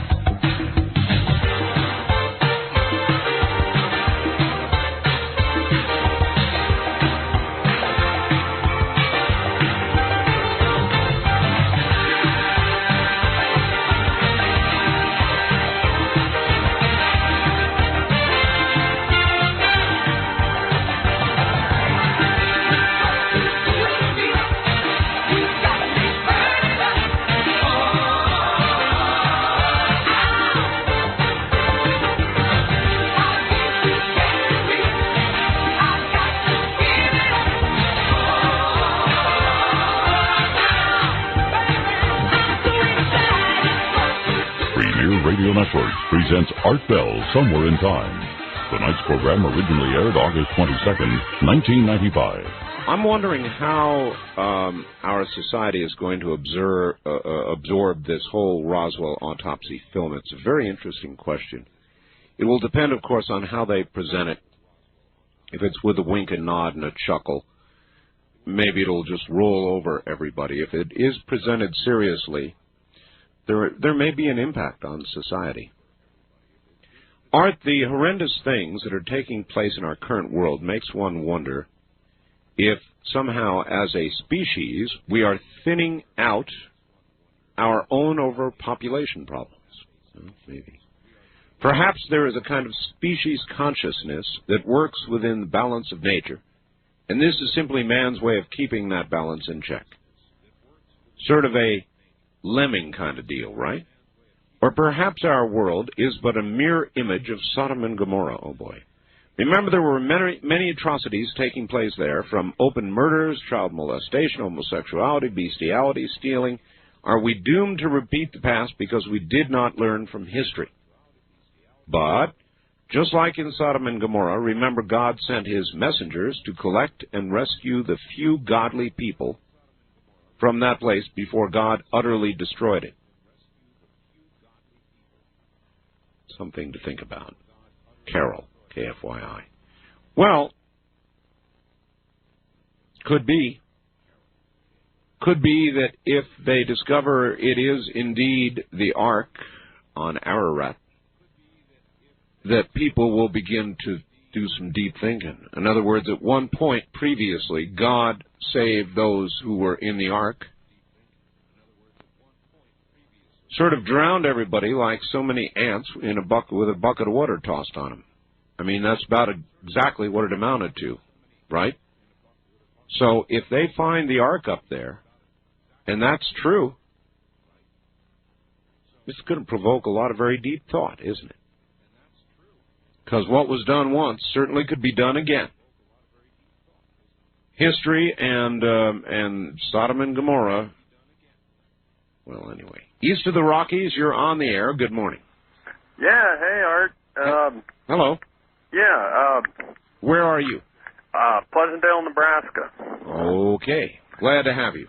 Yeah, hey, first of all, aliens of one gender would be asexual, not homosexual. Well, I know. I said that, asexual, but I mean, to a heterosexual, mainly a heterosexual people, they would seem homosexual. Yeah, I guess, but then brothers and sisters may be arguing over who gets to date one. Well, there would be some of that. Really, though, which do you prefer, Dogs and Cats Revisited, or How the Earth is a Living Being? Let's go with the latter. Okay. Well, you know the theory on global warming, the depletion of the ozone, first of all. Yes. You notice all the thunderstorms we have? Yeah. Lightning creates what? Ozone. Right. Earth's fixing itself. Think so? Yeah, I think so. Thank you. You bet. See you later. You guys have got to see the Space Needle. I would not have believed it, actually. Even seeing the photograph, I did not believe it. And it shows you how you can be in doubt about things. They sent me the photograph. I saw it. It's a Wheel of Fortune, for real. Painted on the entire top of the Space Needle. And it's one of those things you would expect to see, you know, doctored photograph. Ha, ha, ha. Isn't this funny, Art? It's real. I bet there's going to be a controversy in Seattle. Maybe we ought to have one here. I could do that. I wonder if I could find somebody in favor of doing this and get somebody over on the other side. That'd make great debate, wouldn't it? West of the Rockies, you're on the air. Yes, Art. This is Steve calling from Tempe, Arizona. Hi, Steve. Yes, I'm kind of curious about this film of the alien autopsy. Yes. Are they going to make it available to the public in its complete, you know, what they have left of the film? Well, I don't know whether we're going to get it all, but I know we're going to get a good, healthy dose on August 28th. It's being promoted now on Fox. Are they going to actually show a good portion of it, or are they just going to give us a little tease? I think a pretty good portion. Huh. That's going to be interesting then. Are you or your show or anybody affiliated with you going to be Are you going to be making the videotape itself available to the public? Well, no. The owner of the copyright, who gave us permission to publish, Santilli, is already making it available. You can get a video or something. I thought maybe he would. Or if you're smart, you just run your VCR when they broadcast it on the 28th. I'm planning on that anyway, but. So there you are. I was just wondering if they're going to show the craft pieces at all. Somebody sent me a wonderful gift. Thank you. I don't know about the pieces. I think they may. Somebody sent me in a glass tube allegedly the symbols that were recovered on a piece from Roswell, and I have that. And they do look kind of like hieroglyphics. That's as close as I can come. And it is supposedly an accurate reproduction of those, and I've got that. It's encased in glass in a tube. It's really kind of neat. Wildcard line, you're on the air. KGMS, Radio California. Well, hello. Hey, you know why your show's so good? No. Well, because you focus on the callers, and they feel important. That's why. Okay. I'm not sure that's true. I mean, I'm not even nice to everybody. I know, but the callers are kind of like the show, and you're just there. Yeah, that's true. You know, I really don't understand this whole theory about if we find out, like, there's aliens and extraterrestrial life, that the world's going to fall apart. What are we, like a bunch of kids finding out that there's really no Santa Claus? Yep. I think that's ridiculous. I think everybody's blowing that part way out of proportion. Well, then you don't properly understand the religious beliefs of people and what would happen when they're challenged. I mean, look at the wars around the world, dear lady. They're fought over differences in religious views. Well, then maybe it would be a good thing. Well, but don't minimize it. I mean, if something came along that destroyed or strongly challenged religious views, I assure you, blood would flow. Alien and human. Alien, I know. I think that people are so stubborn that it probably would make any difference at all. And they go right on believing whatever it is they believe. You know, saying, well, you're not real, or something like that. Well, I'm sure, you know, a lot of that's going to go on after the showing of the Santilli film. I know, I can't wait to see that. Is it like on a show, or are they just showing it? Well, it's a special. Ah, okay. Because I don't really watch TV very much. Well, be sure to watch this. I will. Good night. And good night to you. It will depend on the presentation. But there's going to be a lot of reaction to it, and a lot of it is not going to be positive. Which probably means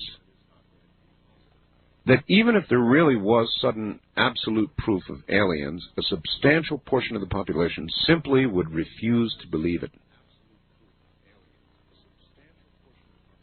Or anything else like that. I mean, maybe we have arrived in the day and age where no matter how good the proof of anything, it will not matter. People will doubt. For me, there is a threshold of proof, a scientific proof. What is science?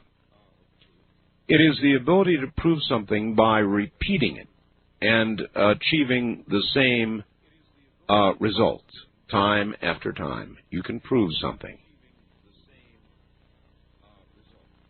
So there is a threshold. It's a fairly stiff and a severe one, but I will accept something as scientific fact at a certain point. That threshold for me has not been reached with regard to aliens, or abductions, or crop circles, or life after death, or our maker, or a lot of things. I have not reached that threshold of proof. And I hope that you understand, some of you. I am intensely fascinated with and pursue these topics. Do not translate that to, I'm saying it is so, because I won't do that until I get to that threshold of proof.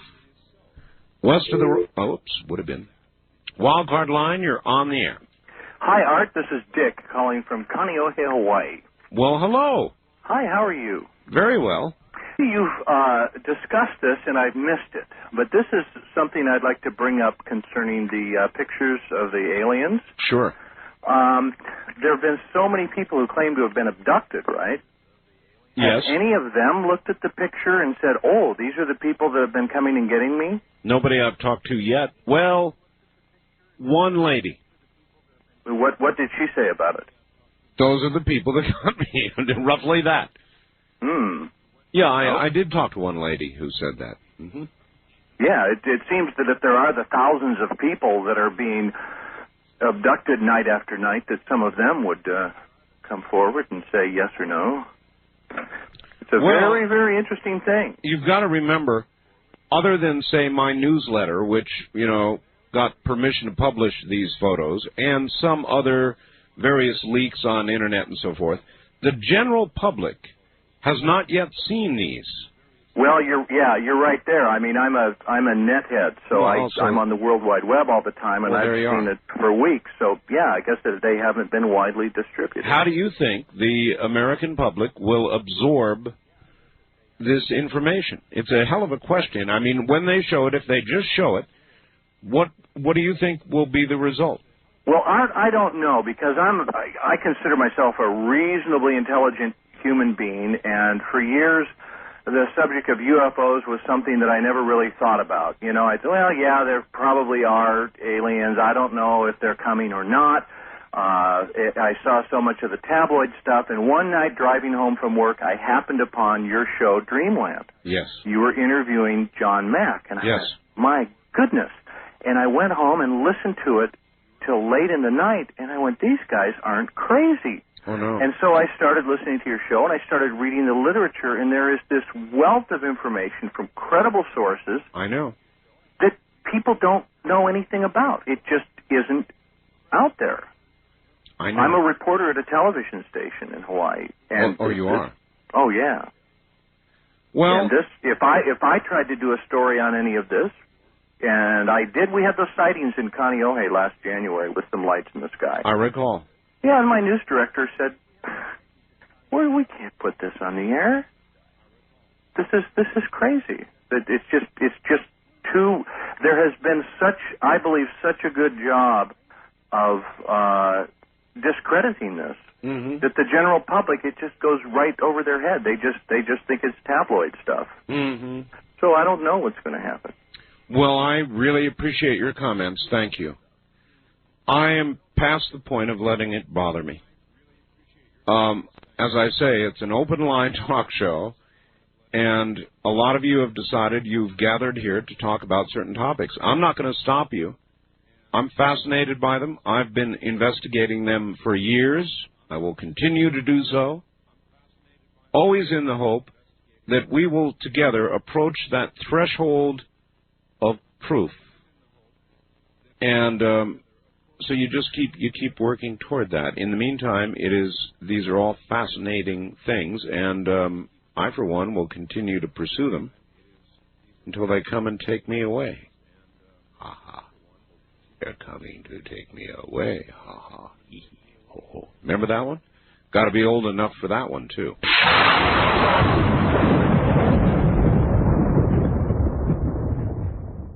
Wildcard line, you're on the air. Yes, good morning. Calling from KEX, Portland. Yes, sir. The only thing that I find surprising in that Detroit fiasco is that popcorn and candy apples weren't sold at that thing. It seems that lately, you've talked about on your show before, the desensitization of human life in this country seems to be rampant. Yeah. I volunteer for a child abuse hotline about 4 times a month, and the rancid, disgusting pus of behavior I hear, it saddens me. Okay, here's another one. I mean, these are just all over the place this morning. Listen to this. Hi, Art. Here's a local news story you may want to comment on. A local man with learning disabilities is being tried for the child rape of his 15-year-old daughter. However, the girl is refusing to testify. She does not want him convicted. So, the judge has thrown her in juvenile detention and or under house arrest until she takes the stand. It's been about a week so far, and she is still not willing to testify. Dale, listening to KVI/Como. Sad commentary. Yeah. Also, if I may add one story to the two you mentioned earlier about the Portland and Washington area. Sure. I think last week a 16-year-old boy and a 17-year-old friend killed the parents of the 16-year-old, and then if that wasn't bad enough, they took the 5-year-old little brother and drowned him in the bathtub. My God. I don't, and like you say, maybe that quickening thing, maybe there is something really to that. I'm sorry, but I think there is. Yeah, life doesn't mean anything to a lot of people, and I'm not saying everybody, but like I say, that hotline I work for, there's a lot of people that just don't give a rat's, I know. I thank you for the call, sir. The quickening is real. It's real. I've been doing this particular talk show, for 11 years now. 11 years. And I can tell you, during that 11 years, I've always had access to all the news that is the news that's worth reporting, as they say. And events, crime, social misbehavior, the lessening of the worth of life, our political system, our institutions, everything, events have been accelerating and deteriorating, and it is real, and I choose to call it the quickening. It's just a word, but it describes a whole range of events that are accelerating at an incredible pace. It is something to see. Wildcard line, you're on the air. Hi, Art. Hello. KMPC Land. In Los Angeles. Yes.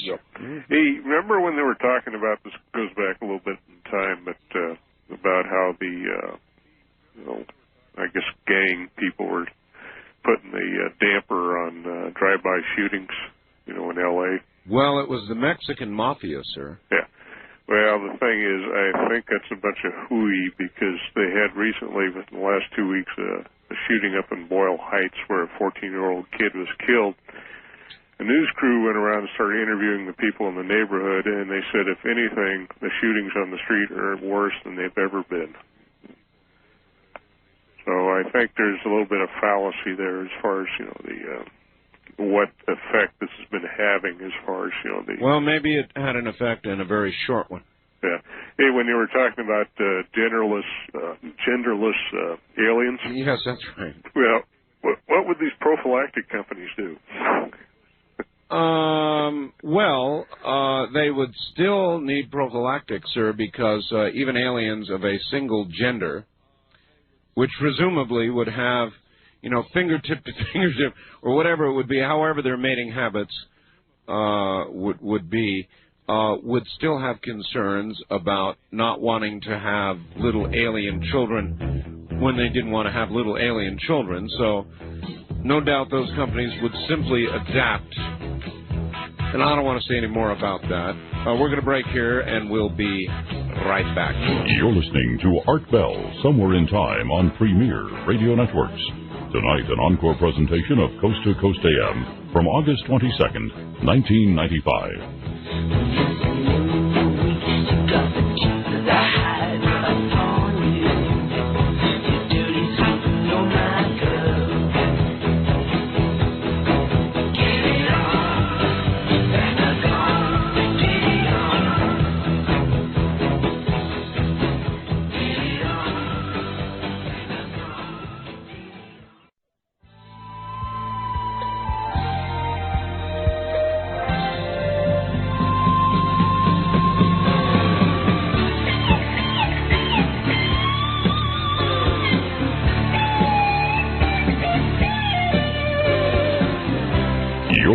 To Art Bell, Somewhere in Time on Premier Radio Networks.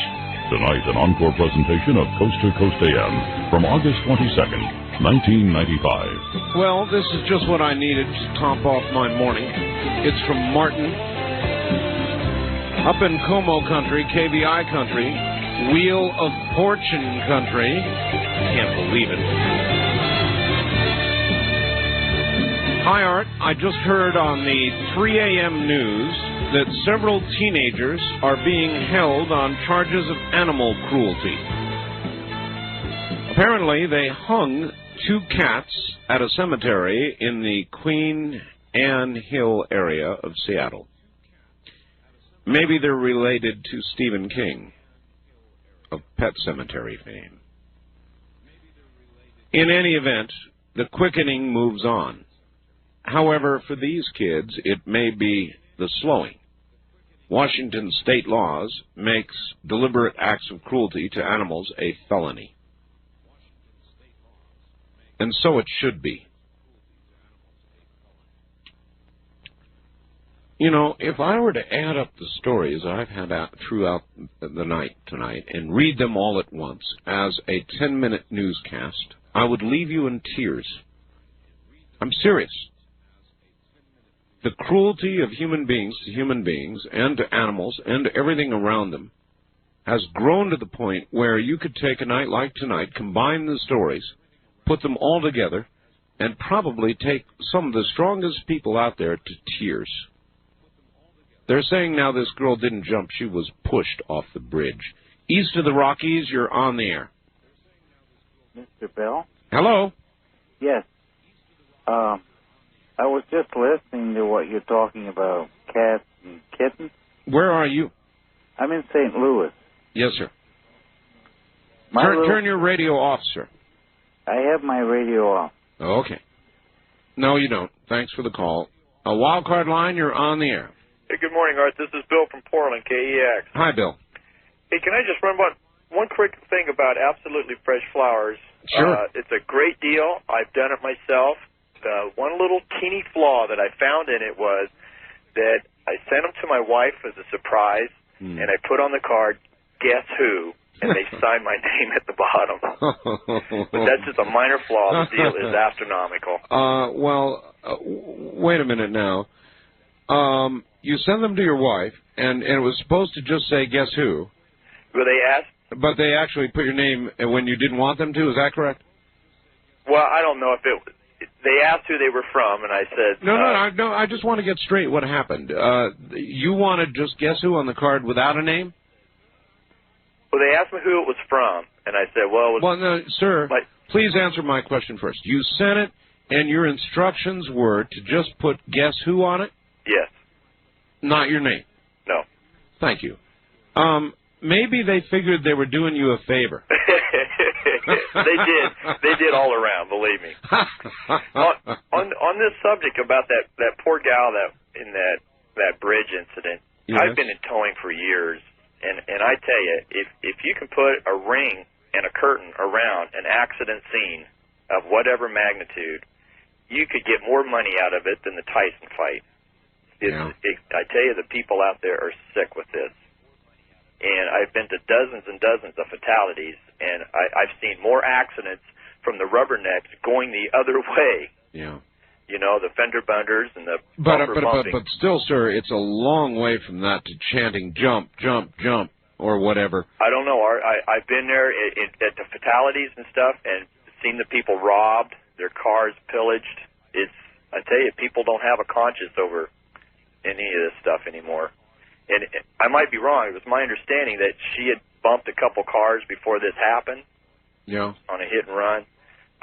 Might have. Yeah. I tell you, the frustrations get so high anymore. It's just unbelievable how people act. And being around the accidents that I've been around and stuff, I was just in one the other morning, you know, at the scene of one. And it's a sad situation all around. But the people that are the gawkers. Yes. And the rubbernecks. And the comments, you know, in one turn the police get battered down with, this Rodney King and this Tyson, the Simpson trial and all that, but they don't give them enough credit, really, out there from what they do on the sidelines. I know. Helping people out. They really do. And the firemen, I tell you, don't get any credit. These guys are outstanding people for it. I know, but the police particularly now probably have never in America been at a lower point with regard to respect and support. I don't think they've ever been at a lower point, have they? I don't believe so. They've been kind of shunned into their own little group, you know, and they're just kind of amongst themselves as friends and their own personal tight-knit family. All right, thanks for the call, sir. From Steve. Now, Steve is the guy who faxed about the living Earth. Remember Steve? He was the guy I put on the air with my guest Sunday on Dreamland. Dear Art, he says, point taken. I suppose the difference between you and I is that I will not believe anything anyone tells me when speaking of the paranormal. Words don't do it for me. Now, I do understand that sometimes a theory can jive with one's own personal experiences. I'm not a bomb thrower, but when I was in college, I had many debates about the living Earth idea. As long as I've been arguing this subject, nobody has ever presented anything more than a feeling for evidence. I don't mean to insult your beliefs, sorry if I have. I've been around the world more than once. I've seen things that I would not think could happen. I just think it's important to separate what is known from what could be. It could be the black helicopters are out there to do unspeakable harm. But we use our common sense to judge these claims. So, let me ask you this, and I don't mean to be confrontational, in all seriousness. What experiences of yours or things you have learned that lean you in the direction of believing, not knowing as fact, the Earth is of a consciousness? What is it that makes you not dismiss this as just so much rubbish? I'm genuinely interested. Steve in Santa Barbara. Boy, Steve, here we go again. First of all, I'm not suggesting, Steve, the Earth has a consciousness as you and I define it in our human condition. However, the Earth is a balanced ecology. Call it nature, call it God, call it whatever it pleases you to call it, but there is a balance that exists, and so that in a very real sense, I'm not saying there is a consciousness, I'm saying that the Earth is an organism itself, a living, thriving organism that reacts as an organism would, perhaps in self-defense, perhaps in effect in gratitude, if challenged, if irritated, that it would act to correct its own environment. As the caller said, lots of lightning, lots of ozone. Lots of hot weather that will end up in effect, balancing something else. It's the best I can do, Steve. I believe the Earth is, in that sense, a living entity. Not necessarily a conscious entity, as we define consciousness, though I don't rule out that possibility, but simply alive in the sense I just gave you. Best I can do, Steve. First-time caller line, you're on the air. No, he gave up. West of the Rockies, you're on the air. Yes, this is Aaron, the atheist, calling from Fairhaven, Washington. Atheist, huh? Yeah. Okay. Not afraid to admit it. No God. Is that right? Never seen any evidence for any sort of supernatural being. Well, I guess I would have to say then, if that's the definition of an atheist, then I'm one too. But I'm not.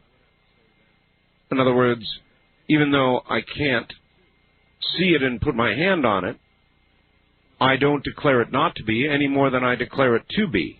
I declare it possible, even probable, and I don't see, I have as much trouble with your position as I have trying to come to terms with my own. How can you know there is not something? I think you're laboring under an ill definition of what atheism is. Really? Not actually. I thought atheism was a belief system, much as belief in, absolute belief in a creator is. That you believe there is no such thing. Dead, gone, quiet, nothingness, the end. Philosophical atheism is not the belief that no God exists. It is the absence of any belief in any God. That's a pretty thin line there, sir. Well, you talk a lot about science, and my position is, strictly speaking, scientific. And according to your criterion, you also have to entertain the possibility of leprechauns and gnomes, trolls and any other such supernatural... Well, I do. It could be. Why waste your time with such silliness and such superstition? Well, that's fine to say until you meet a leprechaun. I cannot disprove the existence of any God, but as Bertrand Russell once said, neither can I disprove the existence of Zeus or any of the other myriad of deities in ancient Greece or in ancient Rome. To me, that makes you from Missouri, not an atheist. When you move above and beyond the evidence, you can say whatever you want to because you've unfettered yourself from factuality. From factuality? I can't actually invalidate any claim that any believer makes because it isn't falsifiable in practice or even in principle. For instance, if you were to tell me that God exists... I wouldn't. I said for instance. Yes. If you said that for instance, then I would ask you, how could I attempt to... Prove it positively, how could I attempt to verify that? Where is this God? Yes. Where can I meet him face to face? Mm-hmm. And I might say a bit cynically, why is he such a hidden God? I'm here. Why does he let the babies die? Hey. If your God is good, why does he allow tragedy? Why does he allow people to be pushed off bridges for automobile accidents? You did have a caller on who was, you guys were talking about infants dying before baptism and thus I recall, yes. St. Augustine, very famous Christian philosopher, the early Middle Ages. Mm. He was very adamant and explicit that any infant that in fact perished before baptism was condemned and consigned to eternal punishment. Yes, I know. This is a Christian doctrine, and it's easily ascertainable throughout the good book. Well, I don't think you're an atheist. Well, you're an agnostic. The believers make me feel like an atheist. Well, I know, but agnosticism go look it up. You're really an agnostic. No, agnosticism is dishonest atheism. If you have no belief in a God, you're an atheist. That's what an atheist, I believe, believes as an article of faith there is not a God. An atheist, strictly speaking, again, is somebody without a belief in a God. That's okay, what it so means. by then your own definition, you're not one. I said that I don't have a belief in a God. That makes me an atheist. If you, as an article of faith, believe there is not a God. It's not an article of faith. It's not. No. In other words, you can't prove it one way or the other? I don't have to prove anything. I'm not the one making the claim. You're an agnostic. Label me and negate me. I don't care. Okay. I can do that. I respect your position, though, that you're interested in the great mysteries of life. Well, should we not be? In other words, isn't investigation or continuing and striving to reach that threshold of proof that you and I would both like, isn't that important? Absolutely. I would even go so far as to call myself a God seeker. I just have not as yet found anything. All right, sir. Thank you. Believe me, as I understand the definition of atheist, you are not one. But if you want to call yourself that, sir, suits me. I'm not bothered by it. You call yourself anything you want. I just don't think you are. I don't think there are a lot of atheists out there, any more than... We'll be right back.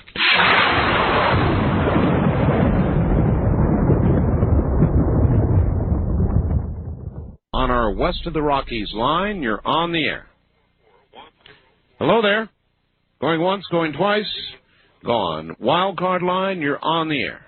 Hello, this is Mark in Honolulu. Hello, Mark. Hi, how you doing? You've had a really interesting show tonight, and Thank you. You're absolutely correct. My facts, it was in a total panic. It was absolutely fantastic flowers. Because she really called me in a panic, and she goes, I don't know what I'm going to do. I've absolutely ran out of vases. I don't know where I'm going to put all these things. They're absolutely wonderful. I got big marks. Thank you for calling and verifying that. Yeah, I wanted to also say that if, like with Santilli's upcoming release and all that kind of stuff, if people really got on to the fact, if it was so, not saying it is, But if it was so, and say maybe there was just a mass landing so that everybody in the world could really see that there was other intelligent life in the universe, and we weren't the only ones created in God's image. My goodness, I think a whole lot of people would be back to the 20 stock crash. A lot of people would be running around very, very numb. All right, let me present you with an alternative idea. Suppose somehow these people did have really good transportation, and so they made it here, but when they came down off the ramp, they were like Dumb and Dumber. They had high technology, but they'd been dumbed down in their education system. So they were total twerps that came down off the ramp. How would we treat them?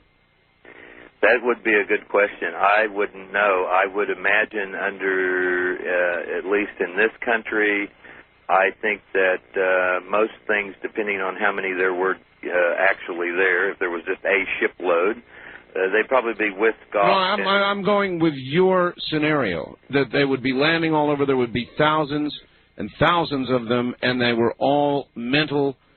basket cases? Basket cases, that's right. Now, as you know, our Constitution prohibits slavery of human beings.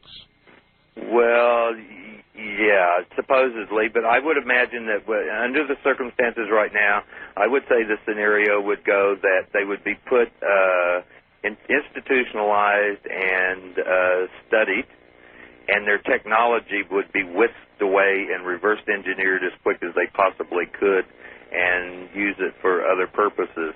I don't really think that, the whole world would be so benevolent as to, give them a box each of fresh flowers and thank them for dropping by and ask them when they're coming back. All right, sir, I appreciate your call. Thank you. Have a good morning. First-time caller line. We're getting short on time here. You're on the air. Hey, good deal, Art. Thanks a lot. Sure. Where are you? I am in Everett, Washington. Everett, yes, yeah, sir. I wanted to say something about the Wheel of Fortune deal. Oh. Just real quick. Yes. I guess Vanna White was downtown in Seattle at the Pike Place Market. Yes. You ever heard of that place? I have, yes. Yeah, and she was tossing fish at the fish market.